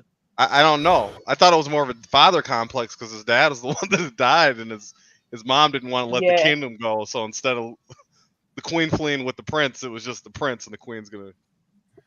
I think Nemesis really benefits too from like these little added moments here, like like this. You know what Nemesis everybody's would benefit from the most, Brad? What's that? Surviving she was working the movie. Yeah.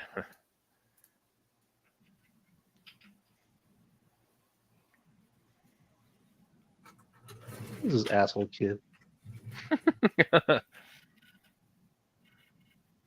He's flirting with her. He's not an He's asshole. trying to get her attention. He probably has a little bit of a crush on her. Yeah, exactly.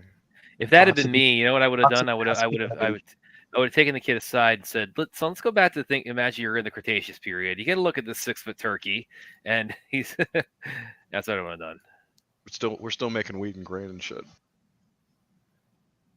Can you survive only on grain? There's no other crops. These people don't eat like vegetables. No, they need to listen. There actually might be something to this because the Empire feeds dead people to the colonies, so maybe they need the grain to get the people fat enough so the hyperspace goes faster. Well, those maybe you're looking at another like carcasses. No, but you're just looking at the bones after they've been burnt, but you're not seeing the biomass that's being cooked up.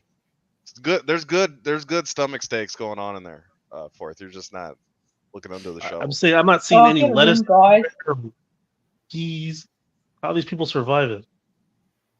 They got wheat, dude. They've adapted to gluten on Velt, dude. What the hell are you asking that for, dude?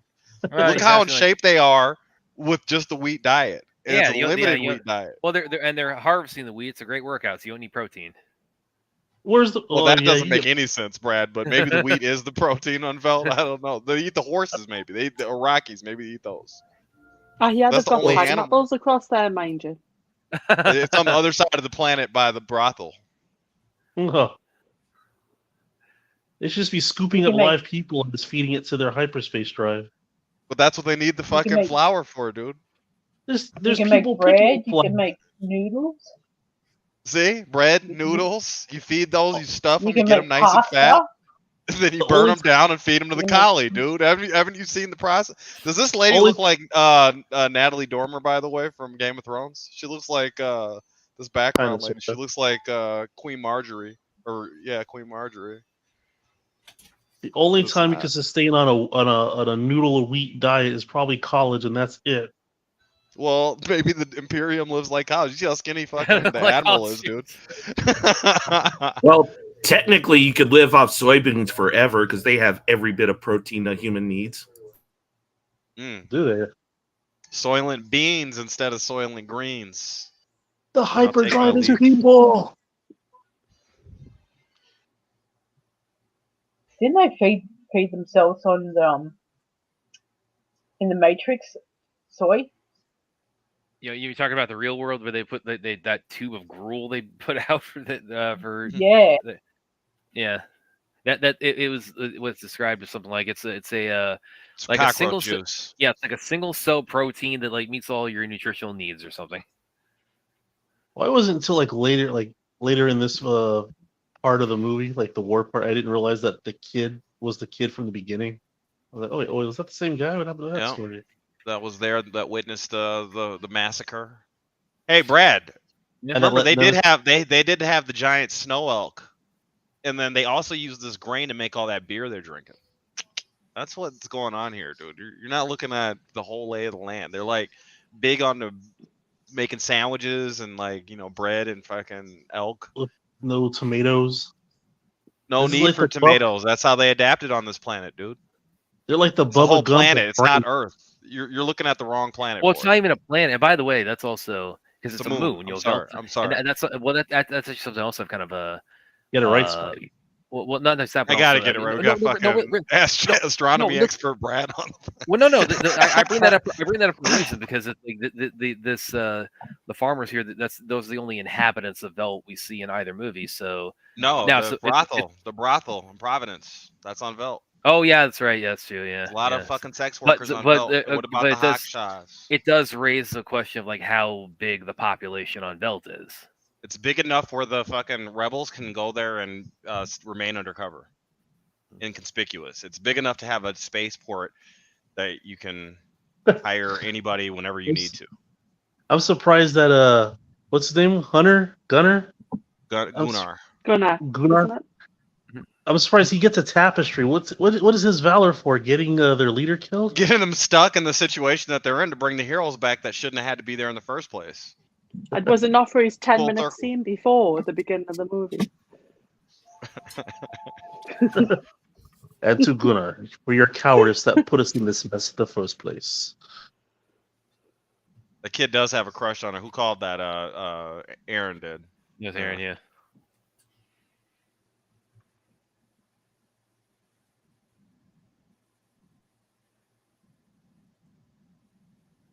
Let's hope Snyder doesn't take this into like a The kid has a crush on her, but she's a surrogate son in her because she lost. That's what she was doing in the first movie with the kid with the spider. So she sees it one way and the kid sees it another way. This could have went a whole other way if George Lucas directed this. Padme was 14 and Anakin was 9, so they were still within, I guess, range.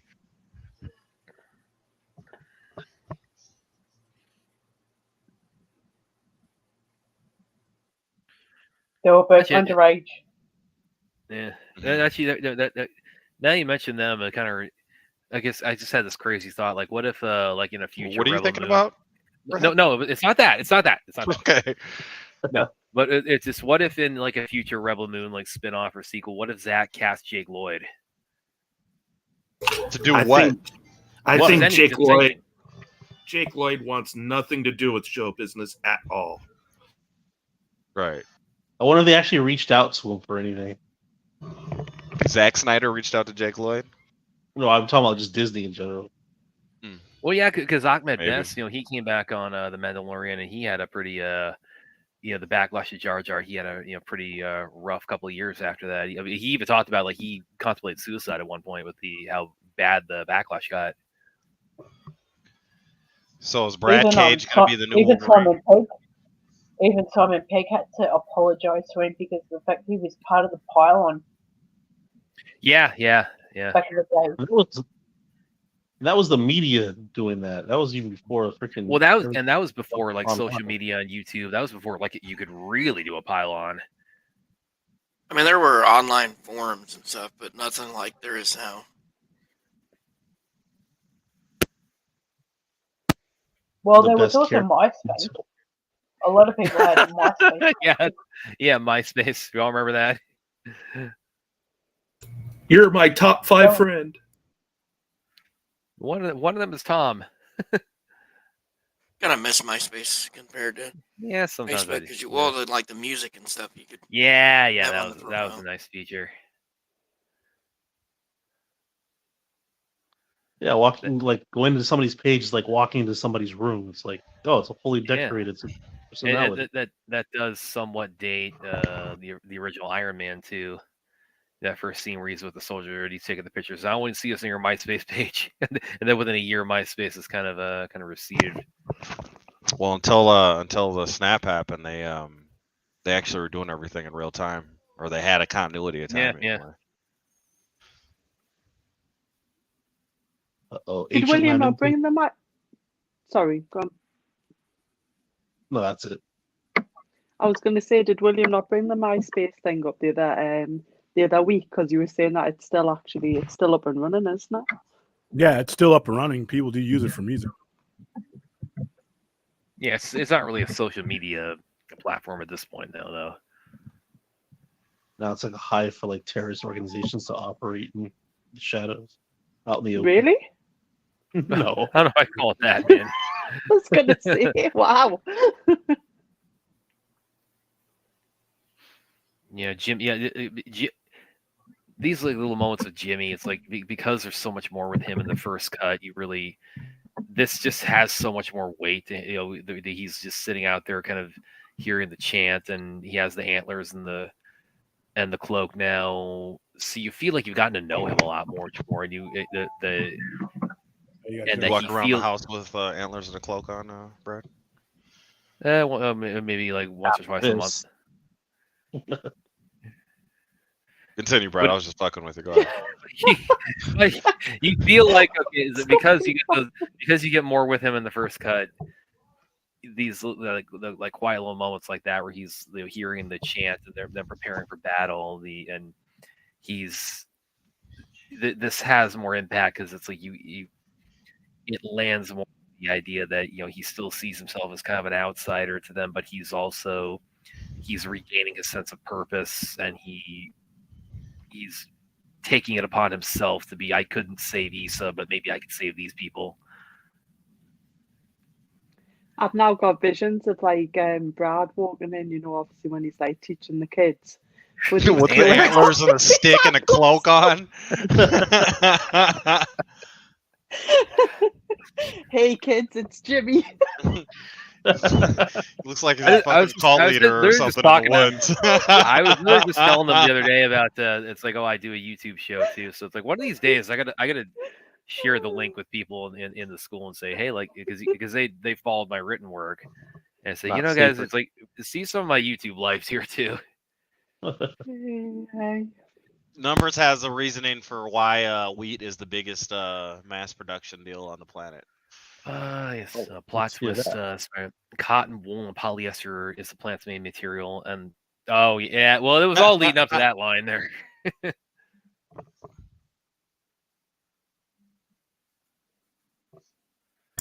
No matter where we go, it either goes to the raid or pants.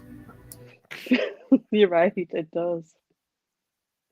Well, everybody in the raid was wearing pants. Yes, exactly. So which means that everything is like the raid, because everybody in the raid wears pants, and everybody in every other movie ever made wears pants, and everybody in real life wears pants. There's people wearing which means skirts that the raid is a perfect encapsulation of everything in real life, and it's why there's people wearing skirts in the raid, so that's not true. There's also people that are not wearing anything in the brothel on the raid where that fight happens. What are we doing? What are we here for? Can you put a link in the chat, and can you tell us what we're here for, Brad? Well, yeah, but I gotta reiterate the point too, because those people who were naked in the brothel, they were clothed as they were walking inside the building, so they wear pants at various points in the day. What if they came in robes? What if they're nudists? With robes and the movie doesn't give us enough information to make that proclamation, Brad. Well, that's a big leap there, man. We don't know. That's all I'm saying. What if you're the one making the leap of logic here? I'm just saying, like, it could be anything. They could have been out skiing, as far as that. They could have been pole dancing on ice. Who knows? Pole dancing on ice. Nice.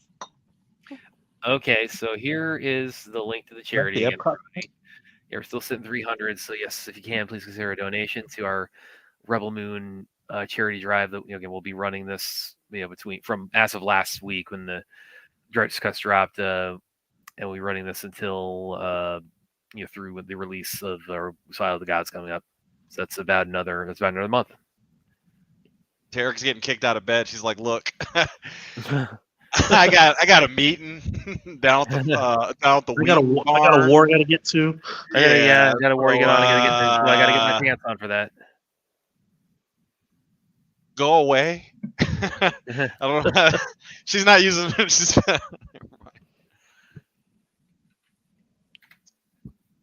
Let's put that. Who donated, by the way, Brad? So far, we don't know if have we gotten. I'm not reiterating who donated because. But you don't know if any. We've hit the limit, so you don't know if any new people have donated. Plus, you should give credit to the people that have given money. So yeah, you are. Well, gonna say who donated. Two of them are people. Two of them are people. One of them claims that Joss Whedon is better than Zack Snyder, and the other two are pants belonging to me and William, respectively. So we have 3 donations now. No, 4. 4. So earlier we only had 2. Can you pull the donations up? Yeah, bring them up, Brad, so we can see them. And they can see their. But no, credit. because if I do, it's going to the top. It's going to motivate other people to donate. That's crazy. Go ahead, Brad. Pull it up. It's going to motivate too much pants discussion. As long as the money's coming in, that's what that's what they want, right? I mean, Williams Underwear can donate. You'll take that money. Oh, right. No, don't even think about fourth. You got a dirty mind, man. Williams Underwear. Are you out there? Can you donate any amount of money, Williams Underwear? Can you save? So our donations so far, my pants are the major donor. $100. Williams Pants also donated $100. Dracula, Nuricosa, thank you. He also donated $50 a little bit earlier today, actually during the watch party. And Joss Whedon is better than Zach, who I'm almost certain is Dork Knight. He donated during the first watch party, $50. So yes, we are currently sitting at 300. There's no reason to stop there. Well done, guys. Try. Yeah, Thank very you. try. Thank you Very much. try. And no, I am not one of those donors. No, yeah, I'm sure you're being truthful. No, I'll be honest about that because I don't want to take away from someone else's hard cash donating. Right? Yeah, you want to take the credit away from someone else's pants, right? I think we should have justice for pants. Justice for pants? No, I said earlier, pants are a banned topic now. Pants stream. We ignore you, Brad. I'm sure Fourth might have mentioned that justice for pants to me prior. So yeah, justice for pants. That's trial. We've moved on from pants and now. Hey, William, this is not an invite to leave your underwear hanging in the background. Okay, we're not going to try to make that. Leave them hanging on the microphone when you walk away. I hear it'll drown out any background sound, so it's better for the channel. It's a benefit. Sound muffling underwear. Yeah, use the tidy whities if possible.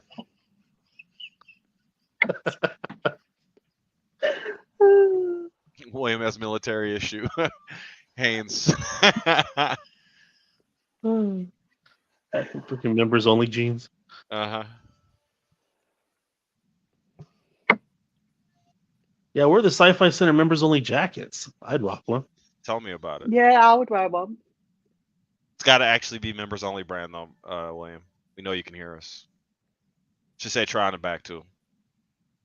Yeah, just let us know you're still there. Give Brad an orange one that says anti-try.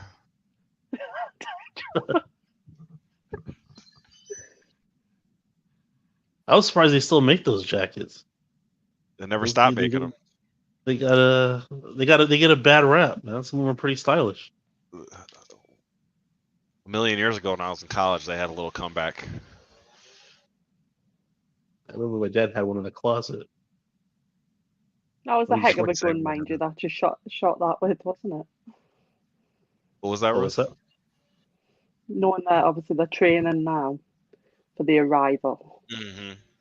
The tension is building, and now the face-off is or it's not the face-off. This is the ship they found.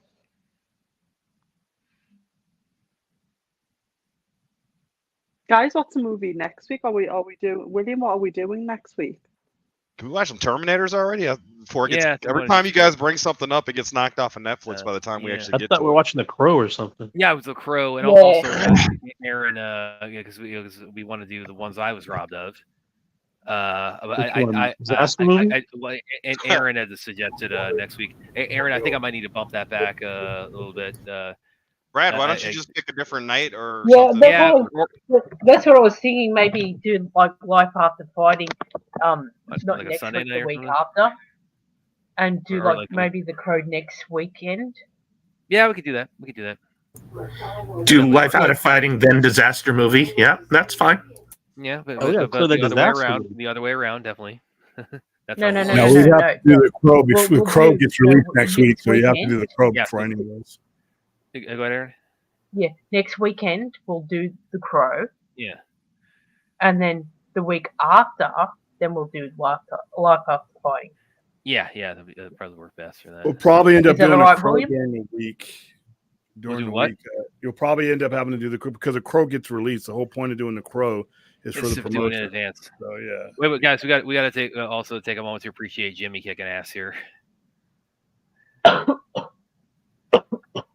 Yeah, Jimmy is like C-3PO with like the mind of Dirty Harry. Hang on, let me have a look. Yeah, we do the Crow during the week. I still have training hours next week, so I get up at 3 my time, 1 Pacific. So when I get home, I can run it. That'll work, yeah. Oh, by the way, Vince, congratulations on your new job. Oh, Yeah, congrats, Vince. What is it? What is it? If you don't mind us asking. It's kind of a call center, kind of not. We you know how like okay, there might be like a hurricane or something that knocks trees into a house. Yeah. Well, like we deal with the insurance companies of getting the tree removed from the house. Got it. Awesome, dude. Best luck, lad. Yeah, congratulations. Okay. I just had a look, William. It's the 22nd of this this month. That's when the Crow comes out, so we can do it then. Yeah, it works. But I was just gonna say it usually takes me about an hour to get home, so we can like wait till I get home, then I can run that watch party. I'll just make. Well, we can do it like we can do the watch party around the time we do like these type of watch parties. Do around 2:00. Yeah. Thursday I wouldn't be around. It's probably gonna end up being later in the evening for that one. Yeah. So I'll probably end up having to do that one myself. So Why not do it on like Monday night or something? What happened to Friday night stream? You know what? Screw it. Why don't we do it tomorrow? How about that? Yeah, I'm up for it. Yeah. I'm up for it tomorrow. What time are you talking about tomorrow? Same time. Yeah, same time tomorrow. Let me hold on. Let me look at everything and see where everything fits. I'll get back to you guys. Tentatively, we'll get back to that, guys. Well, there's no more dragons, so. There's no more dragons, yeah. But as far as the Crow, there would be Ashley. Like in the finale. No, So you in a wig? Ashley's not in the finale, man. Is Ashley going to come on, Brad?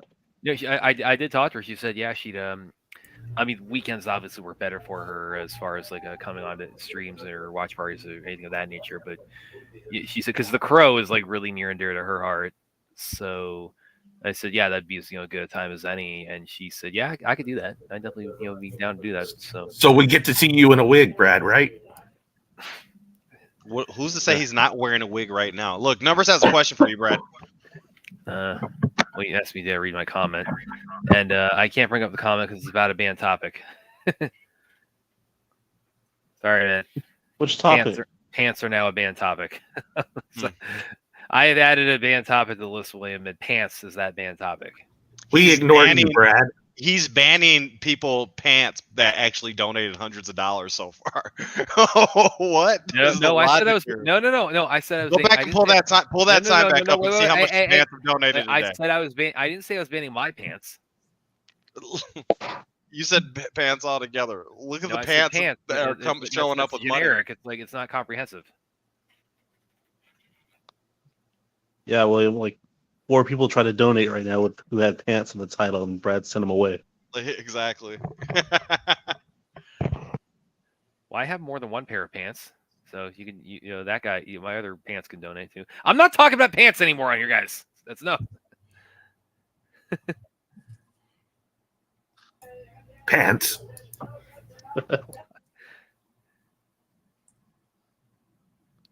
Pants. No. I'll be right back, guys. I gotta step away for a second. I gotta go to the bathroom. He's got to go change his pants. No, we don't. I wonder if Brad will ever figure out the more he complains, the more we're going to needle him. I just nearly choked on my wine there. Yeah, if he hasn't figured it out by now, I don't.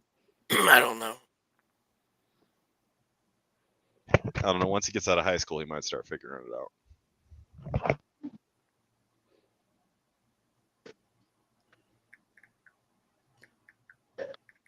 You mean he's in high school? I thought it was junior high.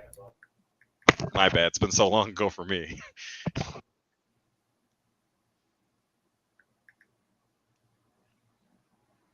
So is William promoting The Crow then? He is. He is. Yeah. Mhm. What merchandise did you get, William? I got T-shirts and posters coming in next week. Oh, nice. Fourth, did you say they're bringing a Terrifier popcorn bucket out? Oh, Terrifier what? Popcorn bucket when they bring Terrifier 3 Oh, out. no, I don't know of any such thing, but they should make one. Although some of the Alien Romulus popcorn buckets, it's freaking huge. Did William get one of those? Are you complaining about getting a fair amount of popcorn, or? I'm just saying you got to carry this thing, and like everybody's sitting there with an alien head. Yeah, they weren't too proud of it. Freaking ginormous. You're getting your They money's weren't worth on selling them at popcorn the. They weren't selling them at the theater we were at. Damn it! I would have got one. Do you want me, William, when I go tomorrow, because I've obviously booked my tickets, if they've got them at my cinema, do you want us to get you one and I'll post it out? Yeah, that'd be cool, because I don't think I'm going to get one here because they just sold out. How much are those things? I'm going to assume they're the same as these were. I'm guessing $40.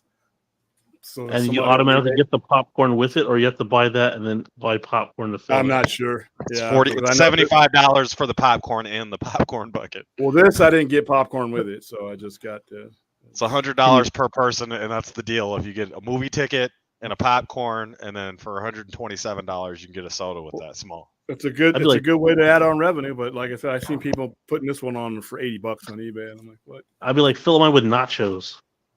Oh yeah, nachos. They'll probably do it. And jalas. What's jalas?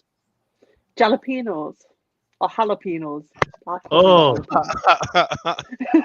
That's the English version of jalapenos. Yeah, jalapenos.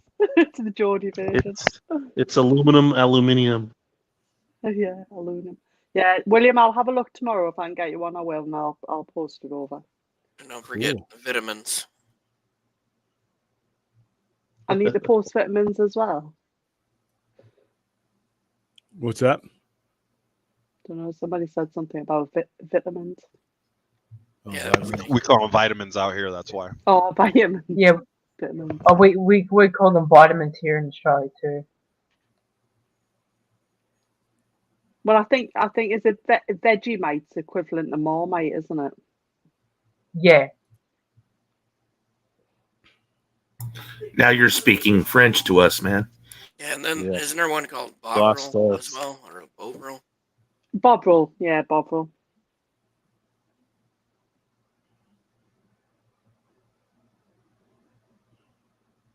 How do you guys pronounce bologna over there? Bologna? Bologna.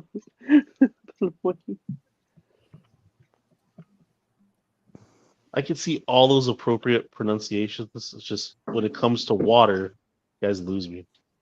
Oh, why? Water. Everybody's making fun of that guy from the Alien Romulus trailer. There's something in the water.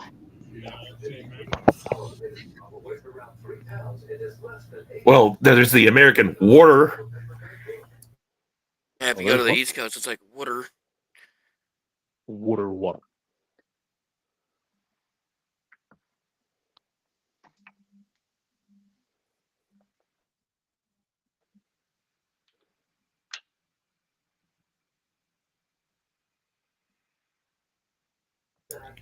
Boy, it's taken a long time to change his pants. Oh, where's Brett at? Yeah, I think for the next watch party, I might put it on Kick instead of Twitch. Brad's putting on his fancy pants.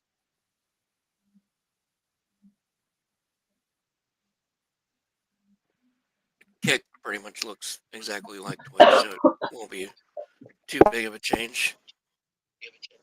It's weird that that ship has to like pump out all that smog because that's like an exact kind of aesthetic that happened in Firefly with their ship. This cut's only like 20 minutes longer, right? Than the original? No, it's like 50 minutes longer. Oh. All those backstories. Tarek ate up all the time. The pork pie hat. That shit is ridiculous. I'm sorry. To each his own, but that's a comedy skit to me.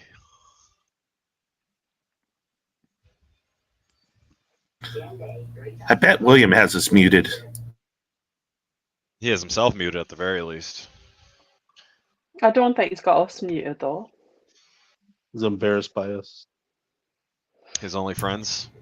We should be embarrassed by him. Everybody start pointing your hands and say shame. Shame!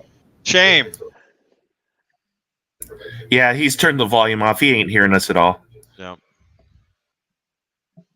Because he knows Batman the Animated Series is the greatest show ever made, and Batman Beyond is the best follow-up that they ever could have came up with. That's literally the first thing I I can hear you. I can hear you just fine. Hey, William, shame!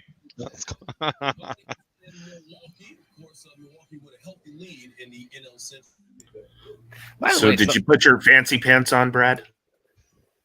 So anyway, here's Ed's screen. You going with casual pants or fancy? You got dress pants, Brad? And I always thoughts on had capris. This idea. Would you wear them? That he parachute pants. The first thing I saw him in was a transporter. Are they Dickies? The first thing I saw at screen was pant transporter. Dickies khakis, those count as pants? I didn't think it was particularly good, but I also had this idea that he wasn't the greatest Frank Martin, but I actually think he could actually play like a pretty good Jason Statham in a biopic. What do you?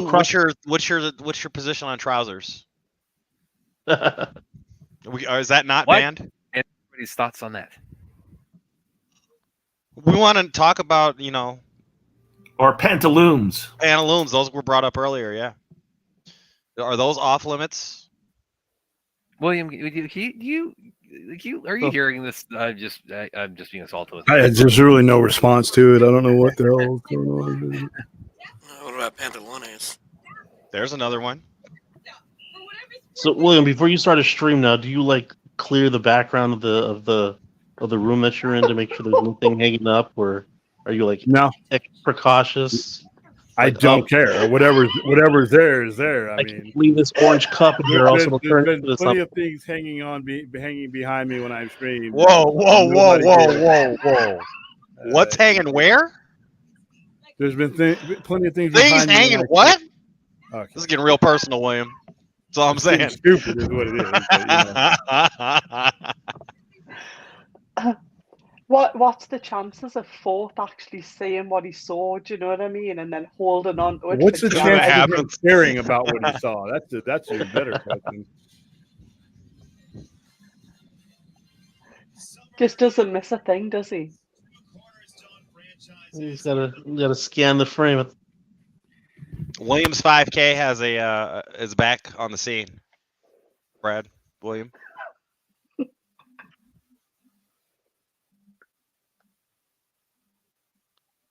Brad, what are your thoughts on Zachary Levi's new movie about the kid with the crayon? Purple crayon. That's what Numbers wants to know. Looks cute, but I mean, I don't know. I wouldn't go see it.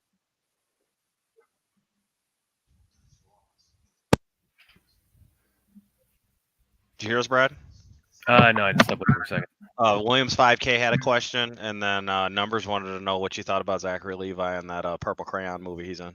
I haven't seen that, and judging from the results, I don't think a lot of people have. Do you do kids' movies reviews, Brad?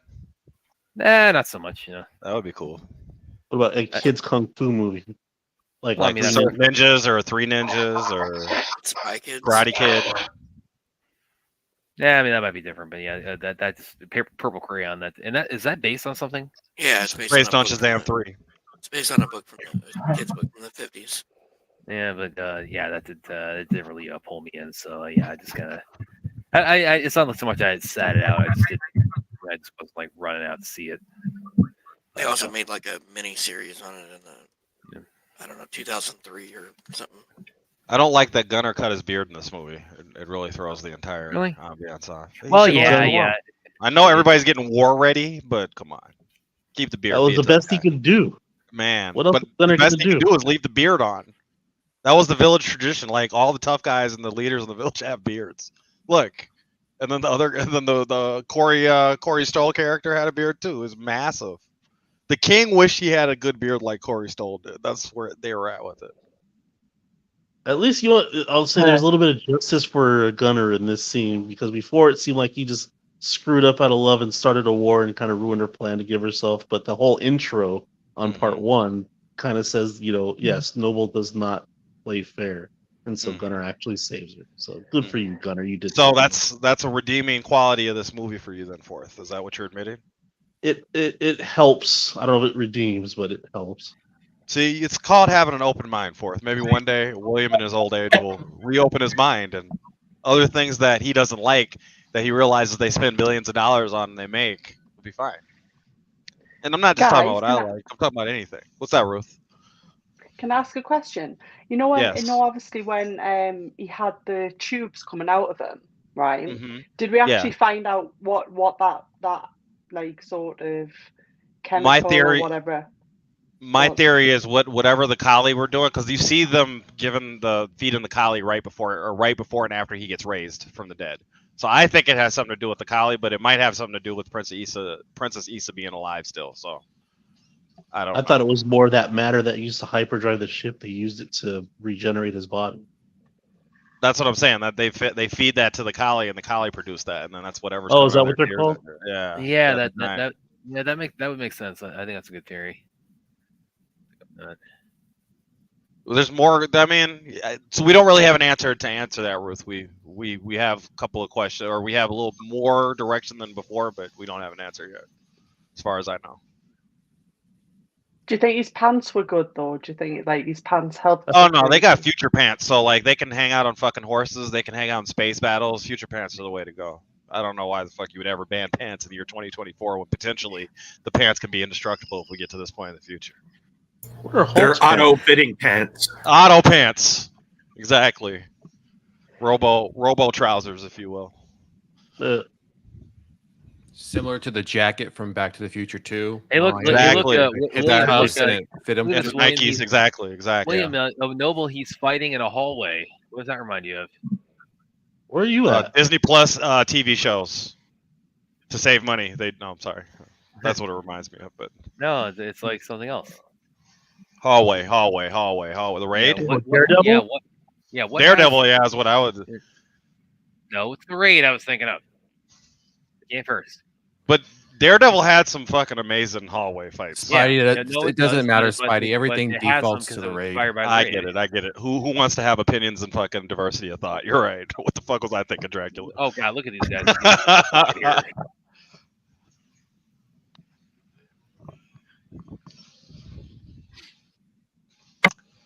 Is there like a heads-up display in that pilot's mask? Yep. The whole thing just kind of covers his face, but it just looks like a helmet. We got those in real life now. Do we? Mm-hmm. Not for every soldier, but they got shit like that. Oh, there's Den, the best character in the whole movie. Brad Cage, aka the new Hugh Jackman young Wolverine. There you go. How tall is that guy? Look him up, Brad. Look up how tall Brad Cage is.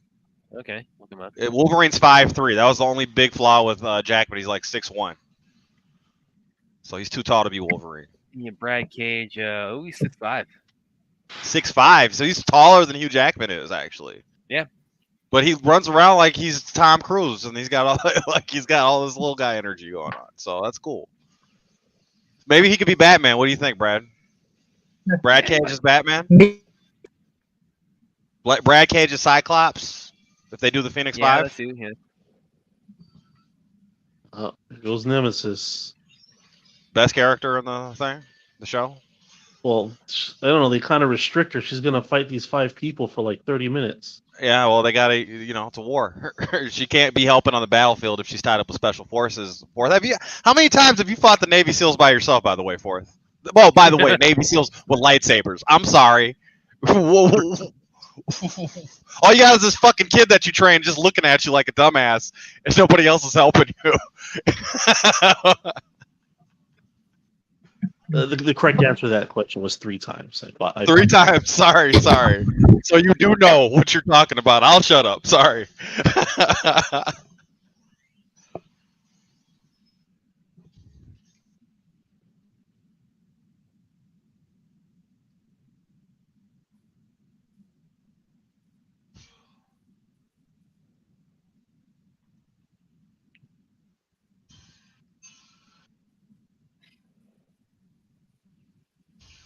It would have been cool to see the Nemesis fight Noble right here, since he's on the rampage and he's got the upgraded body.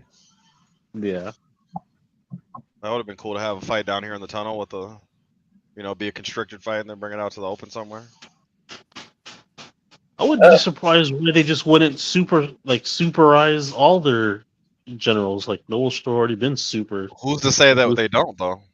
We only seen Noble so far, or the admirals anyway. I would even say Cora should have been, if she was like a leading officer, she should have got the treatment super serum too. But she's able to still go toe to toe with them, so maybe she's got something going on because she can, she still seems to be on par with him even after his upgrades. Like that's kind of cool. Like in a kind of ritualistic manner, you'd have to like sacrifice yourself and then be reborn as like a soldier. Yeah. Come on, Zach. I mean, maybe you're scripting the next movie as we speak. This is the death of your favorite character, dude. Yeah. Sorry, hashtag Spidey the spoiler. My bad.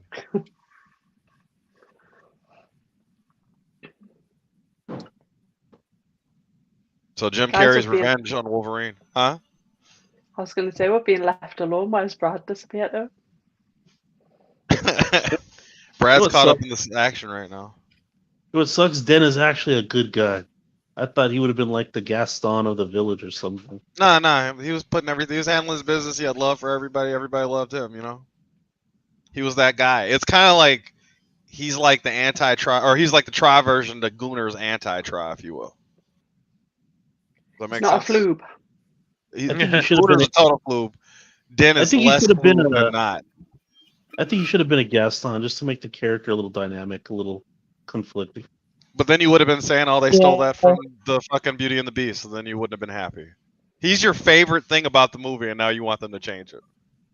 Look at you, man. You just can't be happy. I don't think it would have changed his outcome. Look, this would have been like his redemption moment for being an asshole earlier, and being like the foil to Gunner. I don't think Gunner is really on this dude's radar at all. Like, that's the thing. I don't think he's worried about Gunner, dude.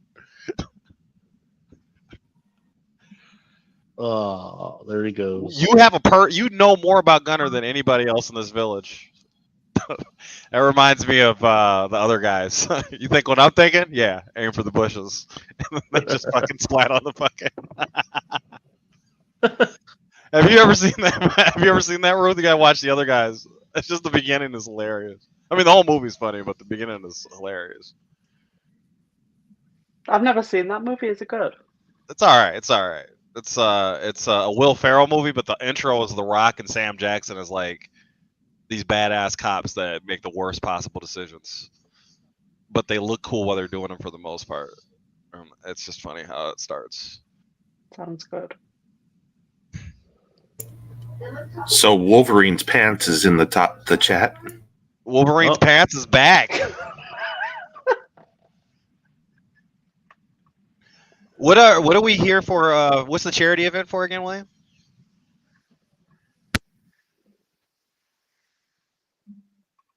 If they were to put him up. What was that? What's the charity event for? What are we doing this all for? It should be pinned to the top of the chat, but let's go ahead and put it back in there. Hold on. Let's go ahead and pop that in the chat, and why don't we pull it up on the screen too, just to give people a sense of awareness.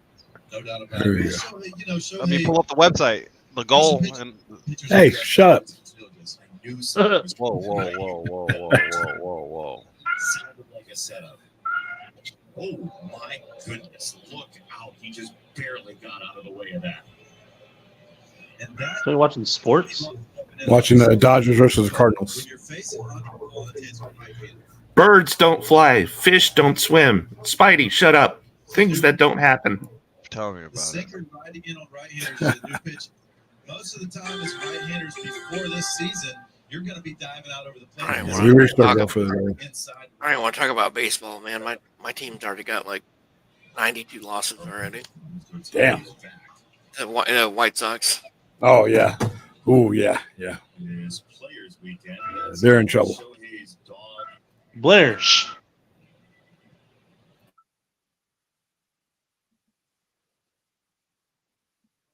Yeah, they're most they've ever lost in a season's like 106.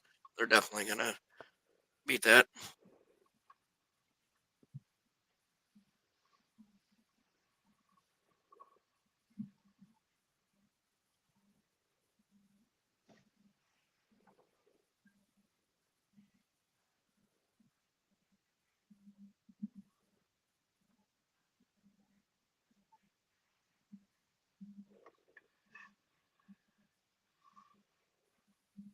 Has everybody seen on X the whole thing about the mass UFO sighting in California?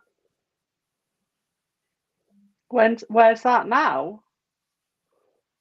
A little while ago, people have been posting that there was a mass UFO sighting in California.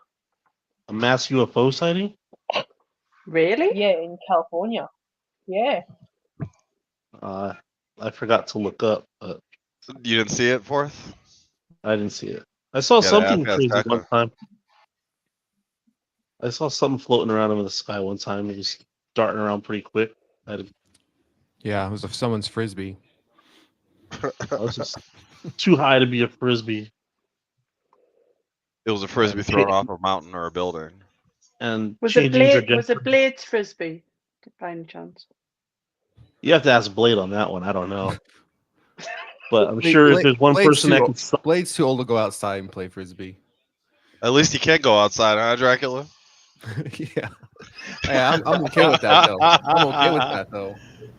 He's the one out there posing around like he should be outside. Yes, Dr. Acula. I think we haven't seen the last of Blade. He's out there somewhere. Maybe in the chat. Trying to keep his career alive with cameos. Small things are all great things have small beginnings, right? Yes, yeah, he needs those small things because Social Security isn't helping him right now. He needs to offset it. Otherwise, he's greeting at Walmart. Dracula's got it in for the vampire hunter, man. He does not like him at all. God help Not like what happened to Blade Trinity. God help any of those Walmart vampires. He's got to get that minimum wage at Walmart so he can so he can pay for Grandpa Whistler's retirement home. Let me see. There's at least 2 good Blade movies. There's only 1 good Dracula movie. Bram Stoker's. I think he's got the lead on. Is Chris Christopherson still around? Oh, yeah, he's still alive. I don't know if he's still active though.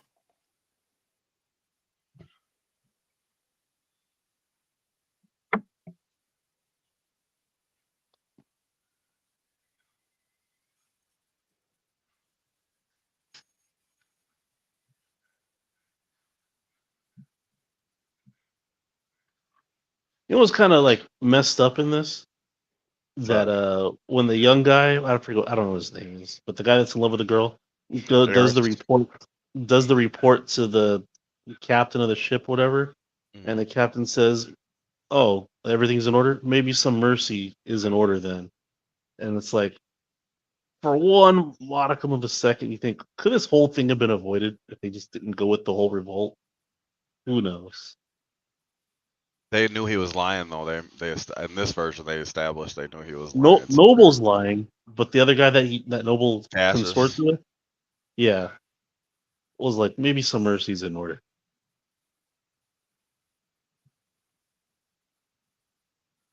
Them popping out of the ground in this Palmdale movie. and Lancaster. Palmdale and Lancaster. That's where the mass UFO sighting is reported on Uh-oh. in California. That was about 3 hours ago. In the daytime? Shoot. They have pictures? No, well, hang on. Are they drilling a hole in the earth to get to the iron core? Maybe very like Some douchebag in a crop dusting plane took them out.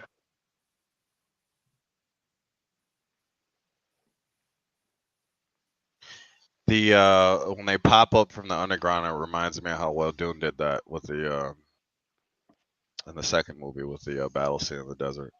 And they were coming up out of the ground.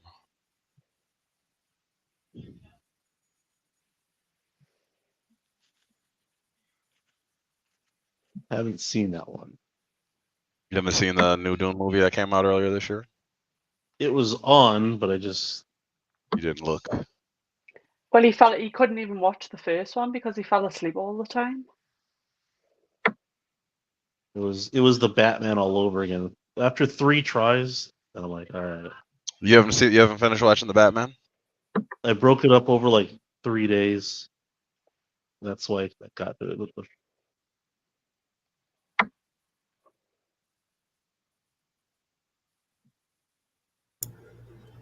Wow, that's like ADHD. You watch it on TikTok?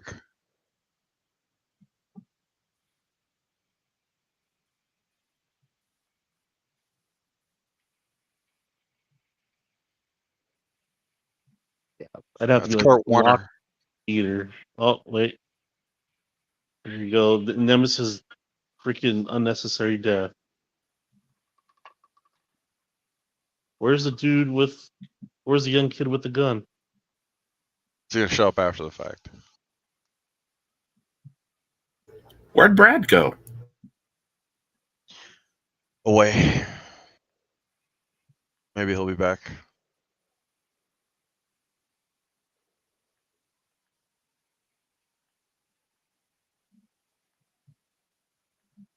I do like the costumes for the soldiers though. Those look pretty cool. What the special forces guys or and all together? Special samurai forces. It's a cool alternative to stormtrooper. If you have to have cannon fodder villains. And now know why you cried.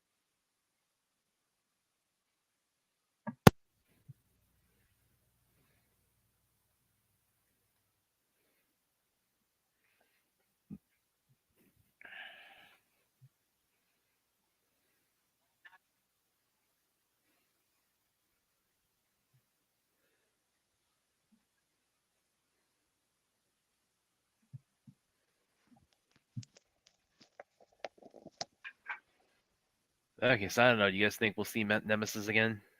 Where'd you go? Oh, I had to step away. My phone was losing it, so I did so in I gotta take a phone call. All right. Yeah, I don't know. You just earlier today or earlier in the movie, I thought that it would be a cool idea if like the villains resurrected her, but they had control over her, at least for a while. Over like cool. Some of the rebels that they get killed. You just love the fact that they can recover bodies, man. If they could just take one of the heroes from the first movie and turn them against the heroes moving forward, that could be interesting. rejuvenate all of them and just have a moon full of super farmers. Oh, I'm just talking about the main. I'm just talking about like somebody like Nemesis. I don't want to see all the people. Yeah. Just somebody it would be interesting to see fight. Yeah, you know what that kind of reminds me of actually, because I think one of James Cameron's original ideas for Terminator 2 was that the T-1000, the look was going to be modeled. He was going to have Michael Biehn play the T-1000. The idea was that his look would be modeled off of Kyle Reese. Mm-hmm. Oh, this is an awesome shot with the Sparta kick with the blood flying. Everybody there has a gun, and this motherfucker has an axe. But he almost got shot, but somebody saved him. So I was driving on Hans, like, dude, what are you doing? Pick up a fucking gun. Come on. I think everybody's thinking that, but maybe they had limited resources, and he said, "You know what? Like, this is my mom's family's style of fighting. Bring an axe to a gunfight." Pineapple Express, where the guy's like, "I'm gonna cook these guys out with my bare hands. Take out your fucking gun."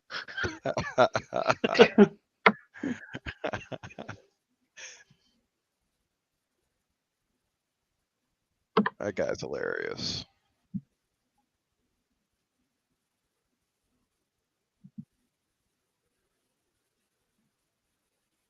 Hey, we don't get any kind of play-by-play military tactic critiques from William on this. Mm-hmm. Yeah, that's a good question, William. You got any thoughts on how the rebels fight back against the Imperium on the Battle on Belt here?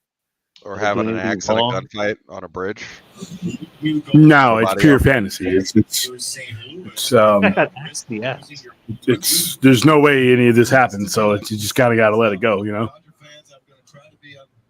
They don't have proper air support. I mean, they don't have proper anything. They don't have cavalry. They don't have anything. Well, because you've talked about that before. Like that's like a nitpick you have in a lot of military movies. But again, this is a farming planet, so of course they don't have air support. So they got which means they're dead. They're dead before anybody who they're only fighting. Their only fighting strategy is going to be predicated on guerrilla warfare. Yeah. But guerrilla warfare only works if you don't have line of sight of your enemy. If guerrilla warfare works when you have to bring your enemy in, but with that much air power that they have, they wouldn't have stood a chance. But once again, it's just fun fantasy. Would they have parked their ship right there in orbit? Would it be too vulnerable in the proximity of the battle? Doubtful that anything that on the ground would have been able to affect it, but your range, it's out of range. I mean, but not knowing your enemy though. Let's say you're pulling up and it could get hostile.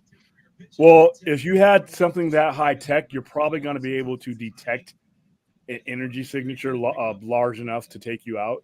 You're going to be able to see that from wherever you're at. I mean, even from conventional stuff that we have, there's heat signatures that give away, surface to air stuff and things like that. That's why you bomb them first. That's why that's how when you gain air superiority, like even 20, 30 years ago in Iraq, they knew where to go to get those SAMs and, because they gave off distinct heat signatures. So there's a technological gap in between our heroes here. But like I said, I let that go because it's a fantasy.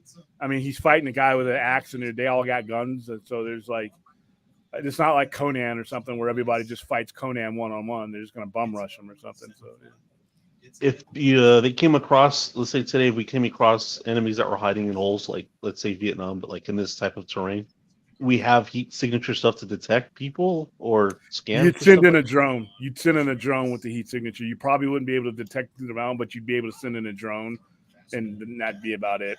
But for the most part, yeah, they have infrared. They have all kinds of stuff that can go through certain rocks because that's what they were using in Afghanistan. And eventually, if your enemy's in a cave, that's really they can stay there and starve, or they can come out and die. It's pretty much what they're.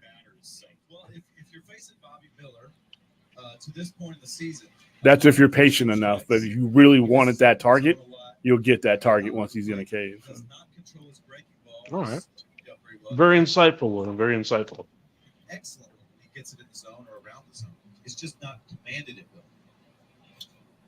If he can command his off-speed pitches to go with his fastball, that's 90. So that would be cool if Blood Axe's gun would have just shredded that tank. Right. Yeah, that would be. Like she could barely hold on to it. She, She didn't hit the. There's a switch that you have to hit. She didn't hit the switch. She didn't know where it was. The instructions weren't with the gun. She'll find them in the next movie. Those are his personal effects. Just like lean into it at a 45-degree angle. Mm-hmm. Apply enough pressure on the trigger, so as not to waste everything in a stressful situation. I suppose, I don't know. Make sure your pants are cinched up so they don't fall off. Well, you got auto pants, so there's no need.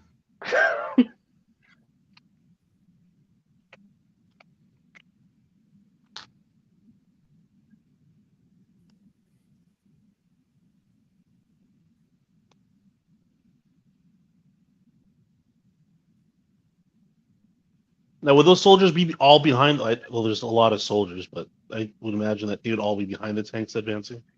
Some of them are on the side of them right now, if you look. Yeah. I think it's strong enough. Yeah, if you got armor, you're either in the armor or behind the armor. You let the armor advance. That's the whole point of having the armor. And you fall in behind them because the armor, you can't protect the armor, but the armor can protect you. So you go let them go first.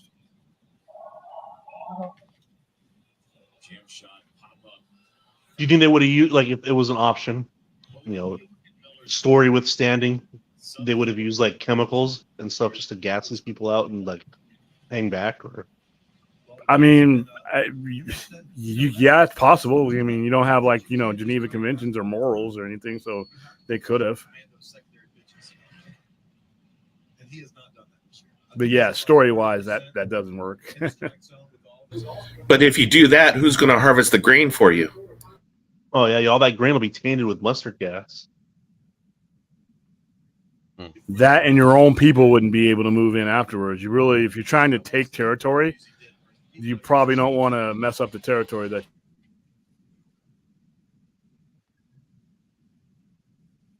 Well, at least they had some sort of argument against using air power to bomb them into oblivion. All the grain was in the yeah, village. he wasn't kidding when he was talking about like RoboCop level fucking guts here.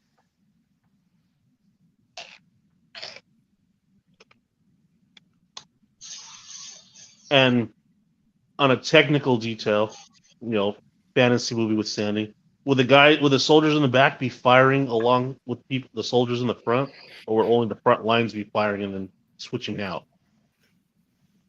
Anybody that has a line, anybody that has a shot. Yeah, anybody that has a shot, unless you're holding them back. But if they're all advancing at the same time and there's no gaps, they're all going to be firing.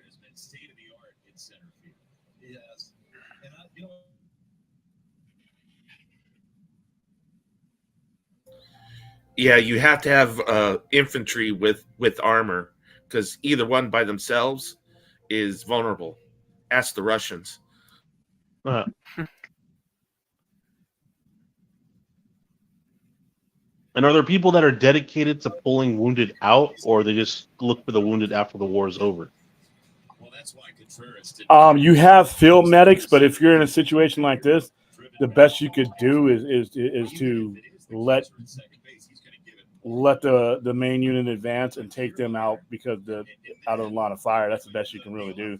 Most of the times, it's not a good situation. You're pretty much screwed. So, like, when you're moving like that, you're pretty much moving into the fire. So your only chance is if somebody falls back and saves you once they see you go down. Okay. Are you obligated to save? I know it's the right thing to do morally, but let's say you had a buddy who shot big and you're advancing with the platoon. Is one of you obligated to stay back and pull that guy back? It depends on the situation. As if there's a likelihood of you being taken out as well. If you strategically can't get to them, then now two people are down. So you don't want to put yourself in a situation where the unit loses two people instead of the one. But when you're advancing like that, it's different because you're not leaving someone behind. You're just advancing. If you're like, if you're just constantly moving, but they're advancing to a fighting area. So there's a medic, somebody in that general. You're not leaving the area. So the advancement protection for the wounded.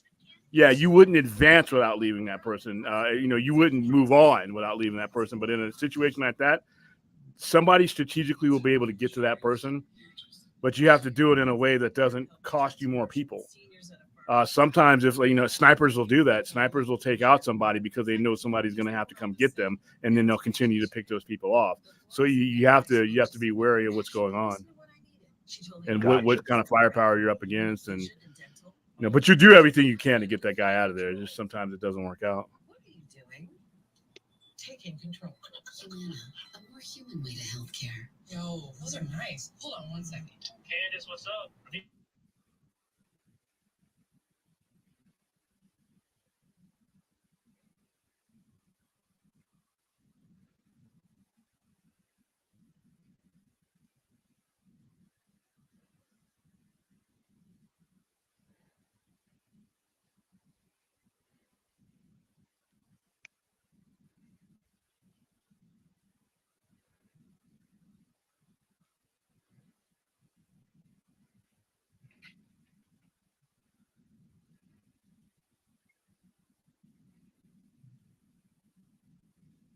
Droga's got a bit of a hot take here. You said hard. Oh, you said what? Harvest some pineapple. Sure, you agree with that, William?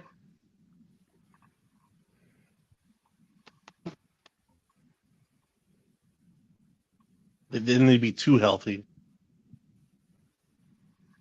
Great for your metabolism. Just saying. Harvest it right to the garbage. Right now, with all the wheat, you have a planet or a moon full of constipated people.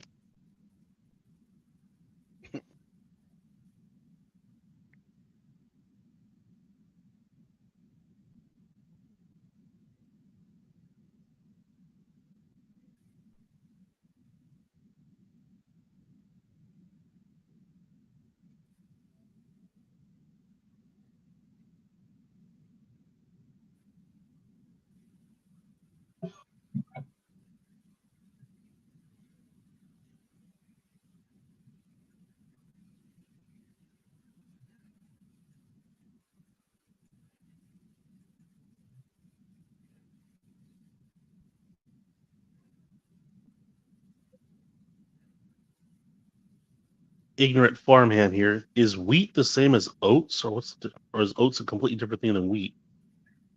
Oats are a completely different thing than wheat. Oh, okay.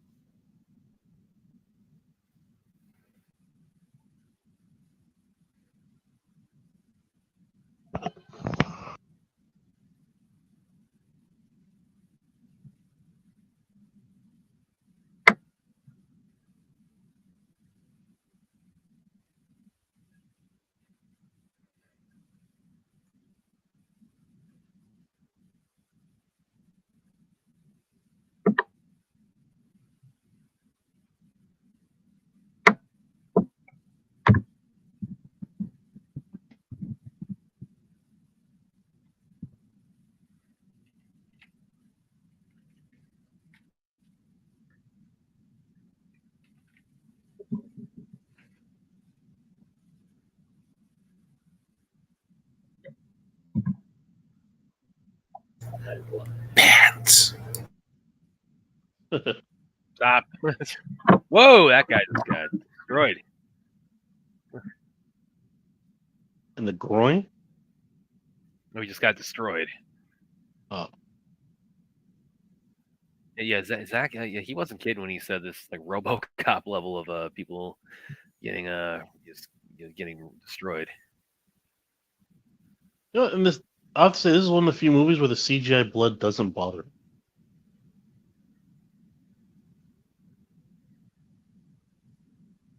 It's very stylized, yeah. I mean, there's probably like one where, what's his name? Jamon Hansu is witnessing the people, his soldiers get killed in the slow-mo. and then he like rams the gun into someone's head. Doesn't fire it, but the guy's head just explodes, like Mortal Kombat style. Ooh, Torak with the axe.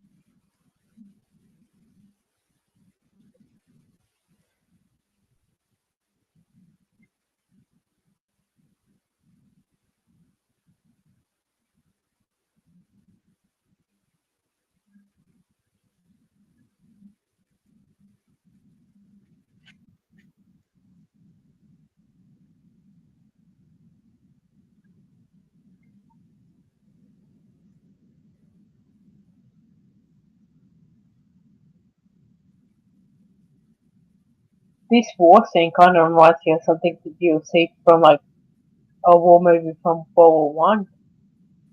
Yeah. From what? Oh, for World War One. Yeah.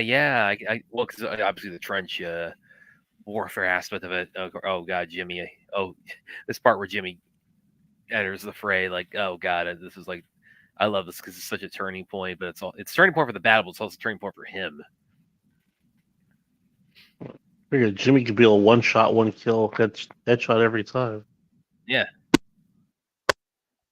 That's a cool Go to little town, fade Jimmy. into. You still there, Spuddy? Yep. I just haven't heard you be quiet for this long. I was just watching the movie. That guy, he left the antler just embedded in him. Like that's embedded in his forehead. Guys, did you ever watch the British series Red Dwarf? Red what? Red Yeah, Dwarf. I've seen a few episodes of Red Dwarf. Yep. Very cool. So you know the actual ship that's just been like sort of like walking across the landscape there. It actually looks like the ship off Red Dwarf. Okay. Oh yeah. I have to check it out. Yeah, it's like an '80s sci-fi comedy.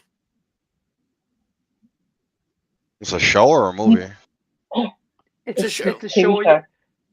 Yeah, Spidey, you'd quite like it. It's really good. It's a show, but they did do a movie of it at one point. Yep, Superhero Landing by Jimmy. Yes, they did. Hey Brad. Yeah. What does Jimmy Eyes remind you of? Red Eyes. What does Red Eyes remind me of? Yeah. This is a trick question. It actually kind of reminds me of Superman's heat vision. Oh no. Skyline.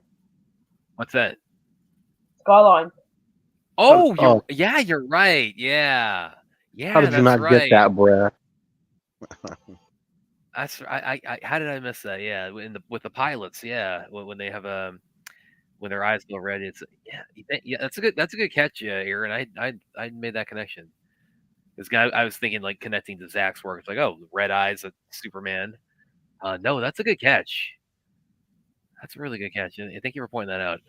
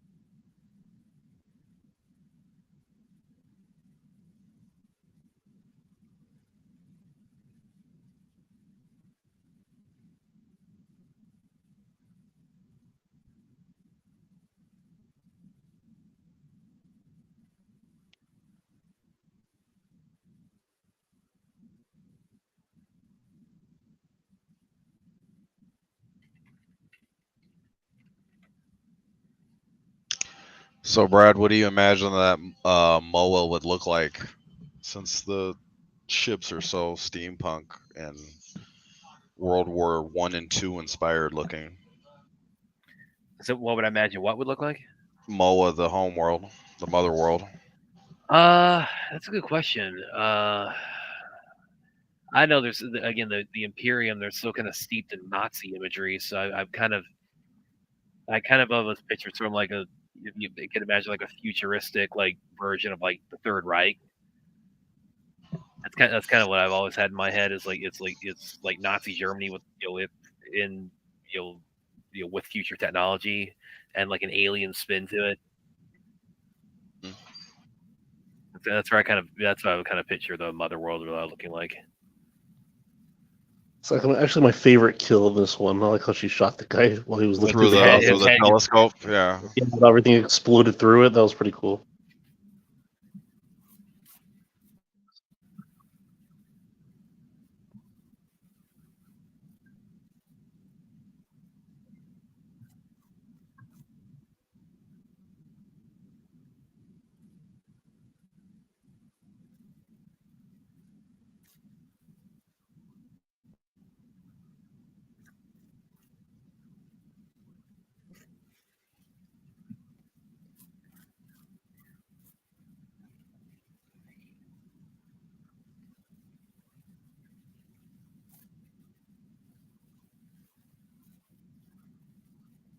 I forget, is Noble's character linked to any kind of higher, like, hierarchy of powers? He's an admiral.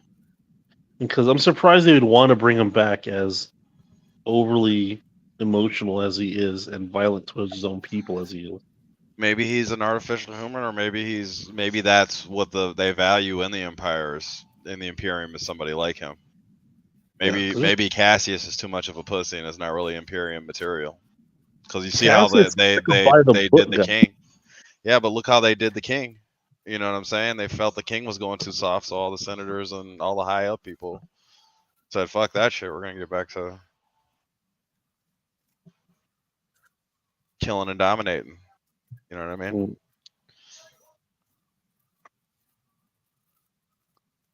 He's a sadist admiral in an evil empire. I think he fits the job description to a T.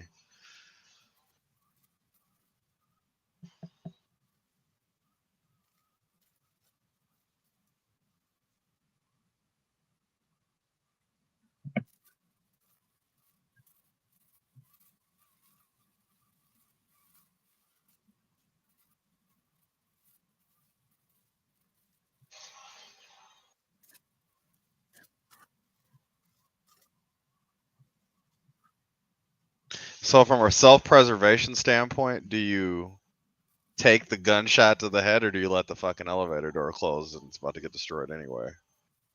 I would have been in that elevator before Noble, and the gun turned towards my whole tower.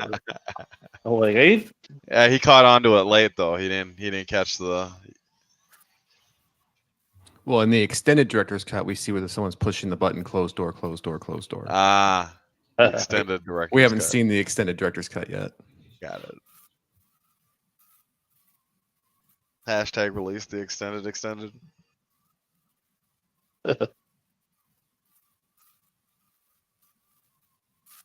Hashtag hold the elevator. Hashtag the elevator cut.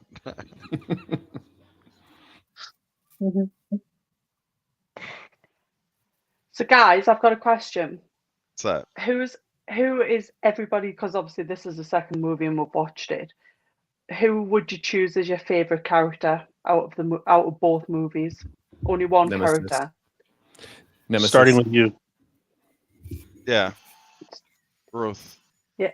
Yes, I would go for Cora. I do like her. I mean, obviously she's ultra violent. She likes the bloody kill. Yeah, I agree with you. Cora and Nemesis are my faves. Bit of me, so yeah. Yeah. I'd go with Den. I thought you were gonna be an Admiral Noble fan, Ruth, since he was such a sadistic motherfucker. But can I be honest with her? It's an axe use. I did like the way that she likes to, like obviously swing that axe. Back in the barn. Definitely. Back in the barn. Definitely. Yeah. That's my girl. She did cut somebody's leg off at the knee, literally. So. There was that. Lovely job. Lovely I job. noticed Good that work. the high-ranking people with swords are the only people that have beards. You ever see you ever see Special Forces guy in the Middle East? Yeah. You ever see like never mind. I could keep going, but there's a correlation I think that he's trying to accomplish with it. A certain kind of imagery he's trying to accomplish, but I'll just leave it at I'll leave it at that. But I was there's like, more oh, to it. this is probably why Gunner cut his beard because he has to be a soldier. But then I noticed the head guys have beards. Well, Gunner's never going to be on their level, no matter what the explanation is. Gunner's going to go ahead and shave all the fucking hair off. If hair and rank are based to each other, you might as well walk in there as a cue ball. What's up with these space rats? They're chewing on the wire and such. Yeah, that could be a spinoff of its own space rats. Zack Snyder's Porgs. There you go. What was the porg scene in The Last Jedi? Like my favorite part of that whole movie when it got stuck on the.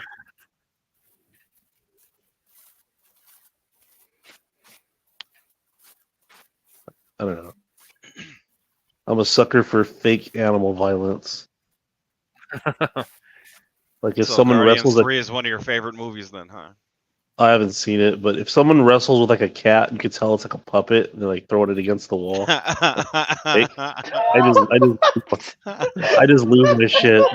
What's going on? That is funny just to think about, even. So Gunnar has the shot on both the Special Force guy and Admiral Noble. He could finish this movie right now, and be a happy ending where he survives. Yep. But Gunnar is going to be Gunnar all the way through, so he's a consistent character, if anything. You know who would have been a better fit for a Gunnar character, in my opinion? I still think the actor looks too strapping and physically looking capable to be this much of a puss. But what do you call it? What's his name from Army of the Dead? Not Dave Bautista. No, not the Vault guy. Oh, you're talking about Matthias Schweighöfer? Yeah. Matthias. Yeah. He kind of like somebody who's Dieter, what was his name? Dieter, Dieter. Yeah. Like someone who has to look like they have to learn how to be brave. And it would be kind of funny to watch him go through, because you're gonna keep thinking it's him anyways. But they're connected, so you can't. He's already established in the universe. Yeah. Fourth. I love this final fight. You like the reverse grip on the sword that he's using, Brad? Yeah. Well, also just how much gravity plays into his fight scene too.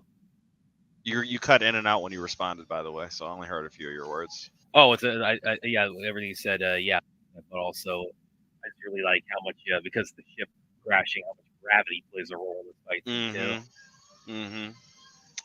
Yeah, it brings up a certain type of tension.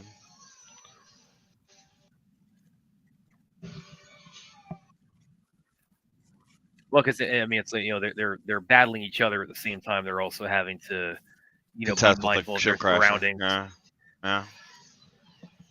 That was the Wonder Woman grabbing her sword scene without the flash. That's what happens when you don't have the flash. You lose your sword. You just lose it.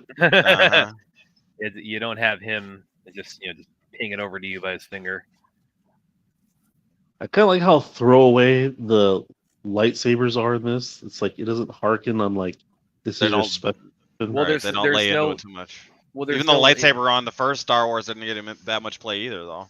Well, the lightsabers, again, they're not tied in Rebel Moon. They're not tied to like any kind of like legacy of like any revere. Well, that's suggested in for Oracle and her hands and her blades. They seem like they're supposed to be something going on. Yeah, but even still, it's still. It's the Jedi are have a legacy that to them that's again the lightsaber is just so associated with them, with Sith. it seems like I would have.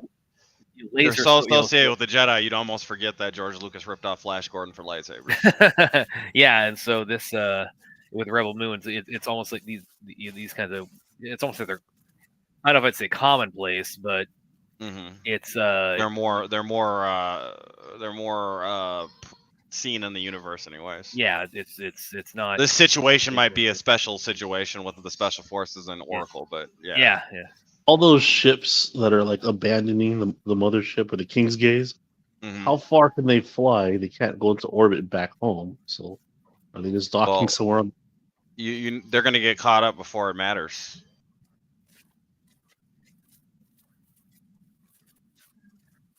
Gunner could have easily hurt Cora. Look how close that is to her face, and he's the least competent warrior in the bunch. That is a very big gamble he just did. But you got to do what you got to do, I guess, to take down the enemy commander. Well, and I mean, this is that's like the fourth example right there, which happened to Noble of it's not heads, it's not decapitations, but like the head being like blown in half. It's like a half decapitation every time.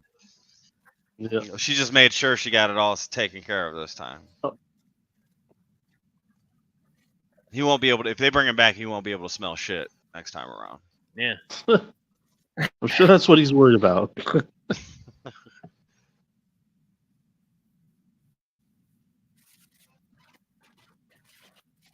So is the remains of the ship going to be in the background on the next one unveiled? And if so, are the farmers going to use any of the salvage for their advantage, or is the Imperium going to come back and try to collect on it?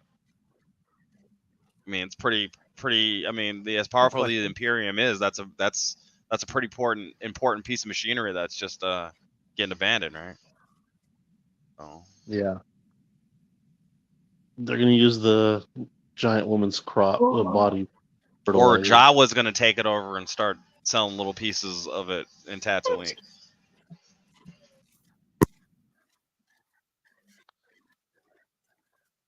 This might be a controversial take, but I think what Zack Snyder has done was create an actual real life type of lightsaber, while in Star Wars it's more like a light fencing sword.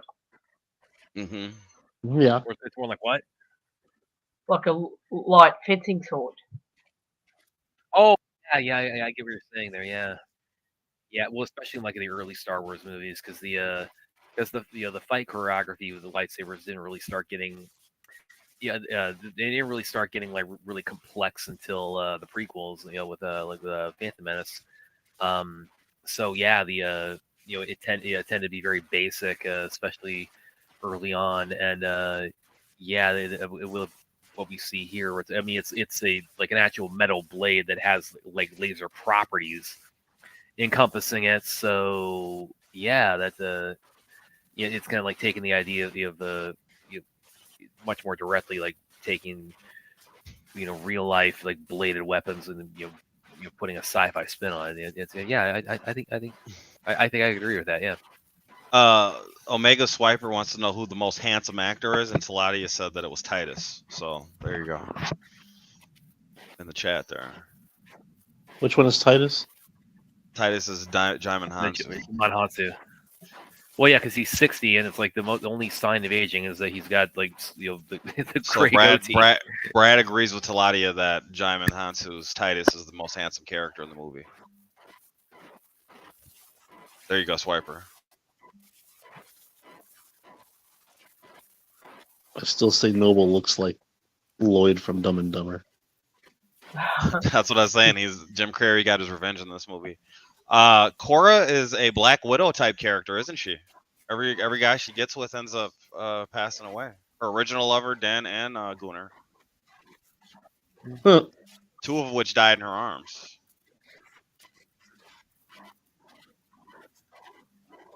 Oh my god, there's a character on a TV soap that I watch here in Australia, and she's a Black Widow type character. Everybody that she gets with dies. It's freaking hilarious. Oh wait, I'll say Deborah Bloodaxe is the most handsome character. Cleopatra Coleman's handsome to you? I see. She's got those handsome features, huh? Strong chin. No, I think I'm with you on Titus though, because again, it's like Jimon Hansu. It's like he's got a great goatee, and that is literally the only sign of aging he's had since Gladiator. So Brad thinks that Jimon Hansu is the most handsome character. What do Brad's pants think as far as the most handsome character? Who has the best pants? Oh, man. Auto Even pants. that, Tarek obviously has the best pants. Obviously, right? That's not. It's hands down, no question. They're made from bamboo feathers. That's why the people didn't escape forth, because the rebels came and shot them down on the way out, knocked them up. They committed a war crime by shooting, surrendering, running adversaries. There's an alien good guy. Was that in question that wasn't the case? No, yeah, that was the case. What? There's not enough alien species good guys to make the cast look colorful. I noticed that Star Wars does that a lot recently too. All the main characters are just humans. Costs a lot of money. It takes a lot of time, and Disney Plus is on a time crunch. So if we can just get people do it like Star Trek and just have people humanoids all everywhere, keeps the budget low. Also, try to do all your diplomacy on a television or a Skype call.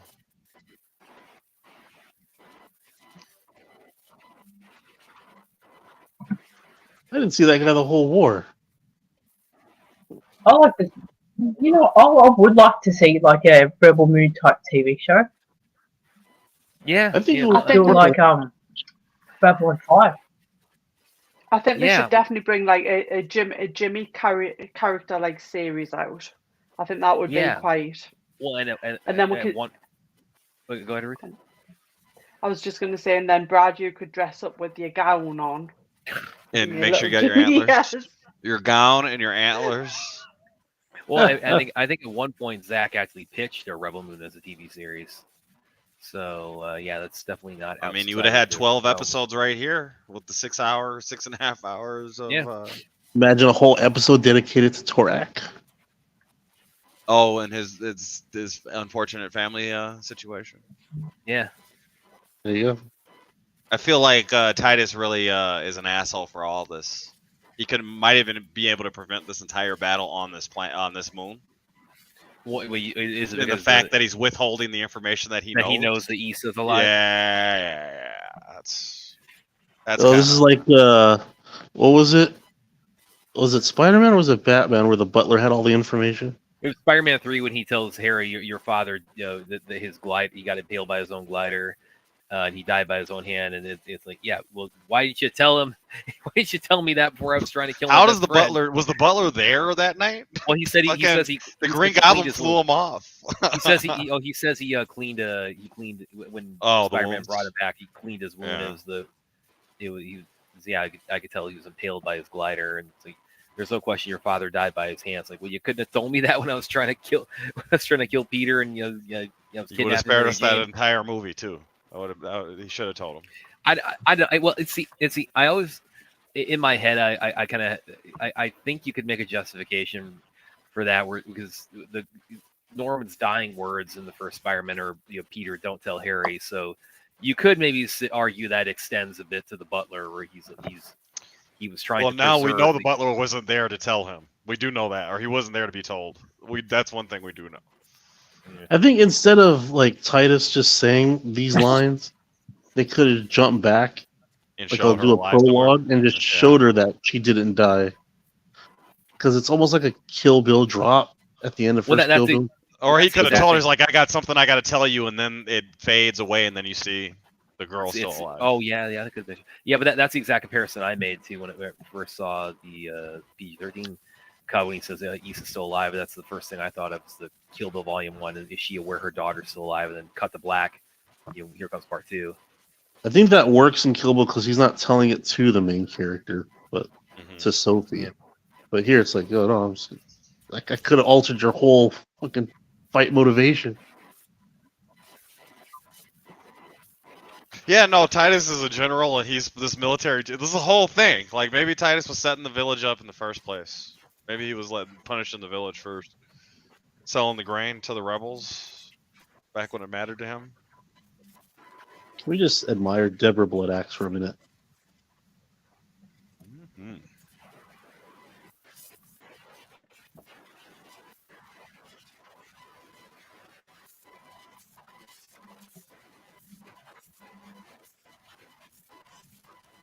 Tarek's girlfriend's still alive too, so she'll Is be she? in the next movie. Yeah, she's right next to Jimmy there. Oh, there she is. Hmm. Although I still think Tarek should have had his Gahul bird. The Benno? Yeah, I mean, since he didn't do that, that's why I say, why isn't the Nemesis still around? Maybe we could have done without less Tarek, or like a big sacrifice from Tarek would have definitely pushed his character like through the ages. Yeah. People are like, that's the guy, but now he's like still around, so we don't care. I don't know. And only the kid saw the girl die, or Nemesis die, so like he's not going to tell anybody what really happened because he's going to take it the wrong way or take it too hard or something. So. Now there wasn't an I guess this is the epilogue, huh, Brad? Yeah, because this the other one had the epilogue. He usually throws an epilogue in his movies, except for Watchmen. Yeah. Well, I guess Watchmen has the natural epilogue of the Rorschach story. Yeah, Rorschach's book. Yeah. Well, so I mean, at the time he made Watchmen, the original graphic novel. That was all. That's all there was. We didn't have before Watchmen. We didn't have the clock, so we didn't have the TV show. So that was the only Watchmen there was. So it still was kind of a put in close. It was closing the book on it as far as the source material was concerned at the time.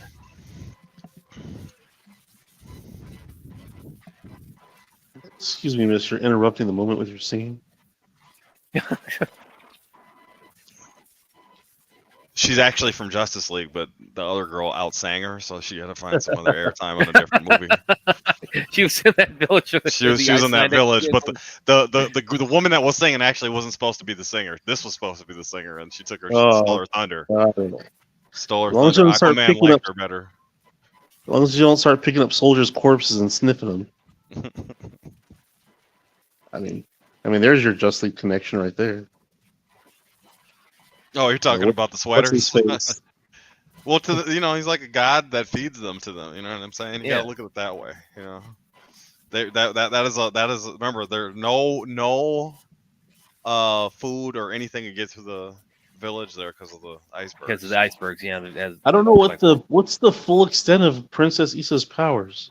What is like? She can revive people. She can revive herself. She can forgive you in flashbacks, and save birds. She just had like her spirit like possess this random girl and tell her that still alive or some shit. Everybody's hanging on the Sam girl as Issa, but it's clearly not the case. She's Sam. She's Eris's lover, and there's going to be a whole story between Sam and Eris. You know what I'm saying?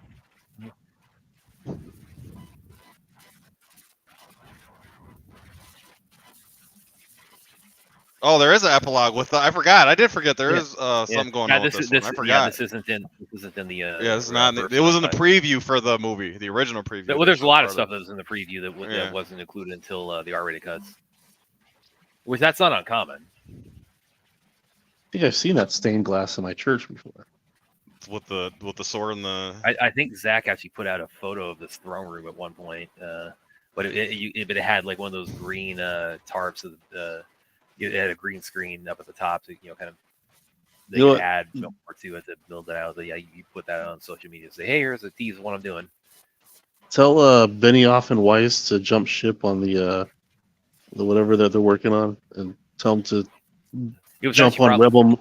Because then everybody will conveniently, or people will die like for high stakes in the beginning of the movie, and then nobody will die conveniently by the end of the movie. So we can get Brand to be the internet. It probably was for that green screen was probably for that stained glass window at the top there. Actually, it was in that photo that Zach released on social media. Well,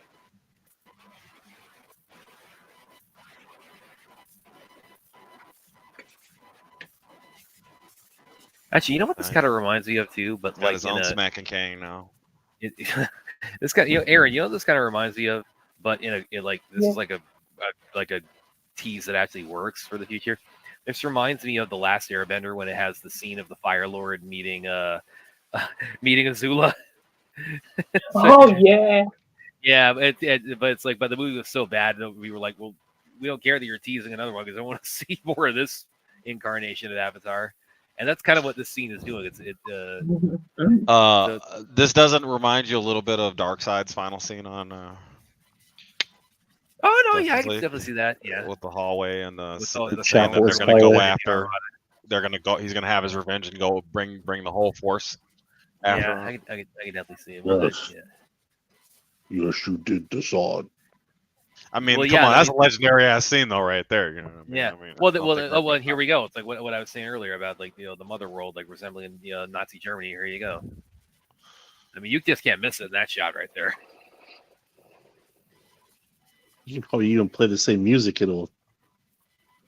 And the cool thing too is like this is like I imagine like seeing like Apocalypse in all its glory would look not too far from this. Just Apocalypse is not a glorious place, Brad. There's fire pits everywhere, and people I know. Just suffering. add fire pits and add like Apocalypse and pulling rocks around everywhere and getting whipped by fucking the Furies. There's nothing glorious about Apocalypse. I'm talking about its parademons drooling everywhere. I'm talking about its scale. I'm not talking about like a direct 1-to-1.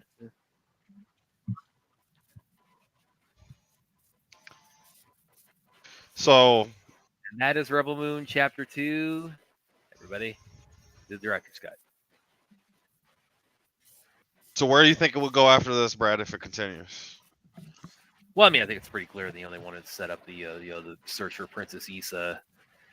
But what does the Imperium do now that Balisarius is taking it over? Is he going to go after them or what? Or is he going to... Are these the text at the end? He has less of a personal kind of vendetta with Korra and the rebels. So, he has a very personal deal with her because he was her father figure, and then he sent what I mean by that after. Well, yeah, but Noble, like you see him go off the deep end so much in the in this climax, where it's like he's going to be a lot more strategic about it. Yeah. Balisarius compared to Noble. Mm-hmm.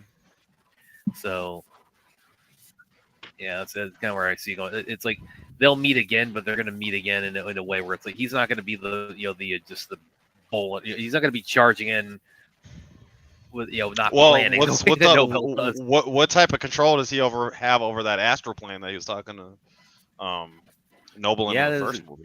What does that have to do with anything? Is that just a way to communicate, or is there something else going with that? So. That's a good question. That's it. Yeah. But yeah, William, we just wrapped up the movie. Are you there? Is William there? Do you have to go get a burger? Because that's good enough any to. Don't to check it's burger time. Yeah, good to know. Wait, what'd you say, Ruthie?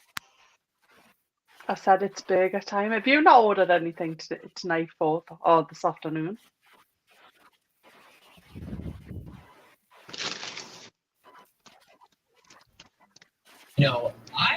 William is back. Brown turkey is the healthiest turkey. Yeah, we just wrapped up the movie, William. So I'm that far behind. Oh, we're in the credits. Okay, I was way behind. All right, cool. Okay, so we're done with that. We met our goal. That's good. Done with that. Yes. Let's hold on. You guys had to troll us to do it with the donations we got, but we got the donations, so we more money in AFSP, so we will always get that. All right, guys. Ooh, well, that's not working. William, before you go, can you hear us all right? I just want to say congratulations on all your views. Because I know that you hit a new milestone. So, well done, William and Brad and everybody. Well done. Thank you. Yeah. 40 new subscribers today, too. Oh, wow. 40. Yeah, we're at 779. We started at 780. Oh, you're just going to keep that from us? No, I'm just looking at it right now. We started out at 7? We were like 740, something like that last night. Yeah, 742. So we got. Oh wow! So 38 that's new big jump. That's it. So we're at 70. It's kind of, it's The march towards 1,000 continues. Yeah, well, it just took a pretty pretty sizable leap ahead there.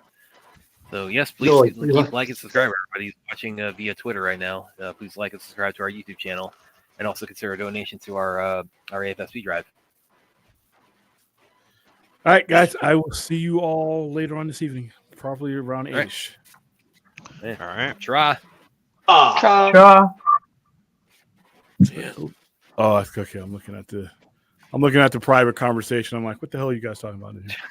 All right, guys, Probably please something like. very No, it's about automotives and stuff. Okay. All right, guys, please like, subscribe, share, get us to 1,000. It'd be a much happier world. The world would be a better place with us at 1,000. Totally. So, there you go. See you later. See you about 8ish. Bye, guys.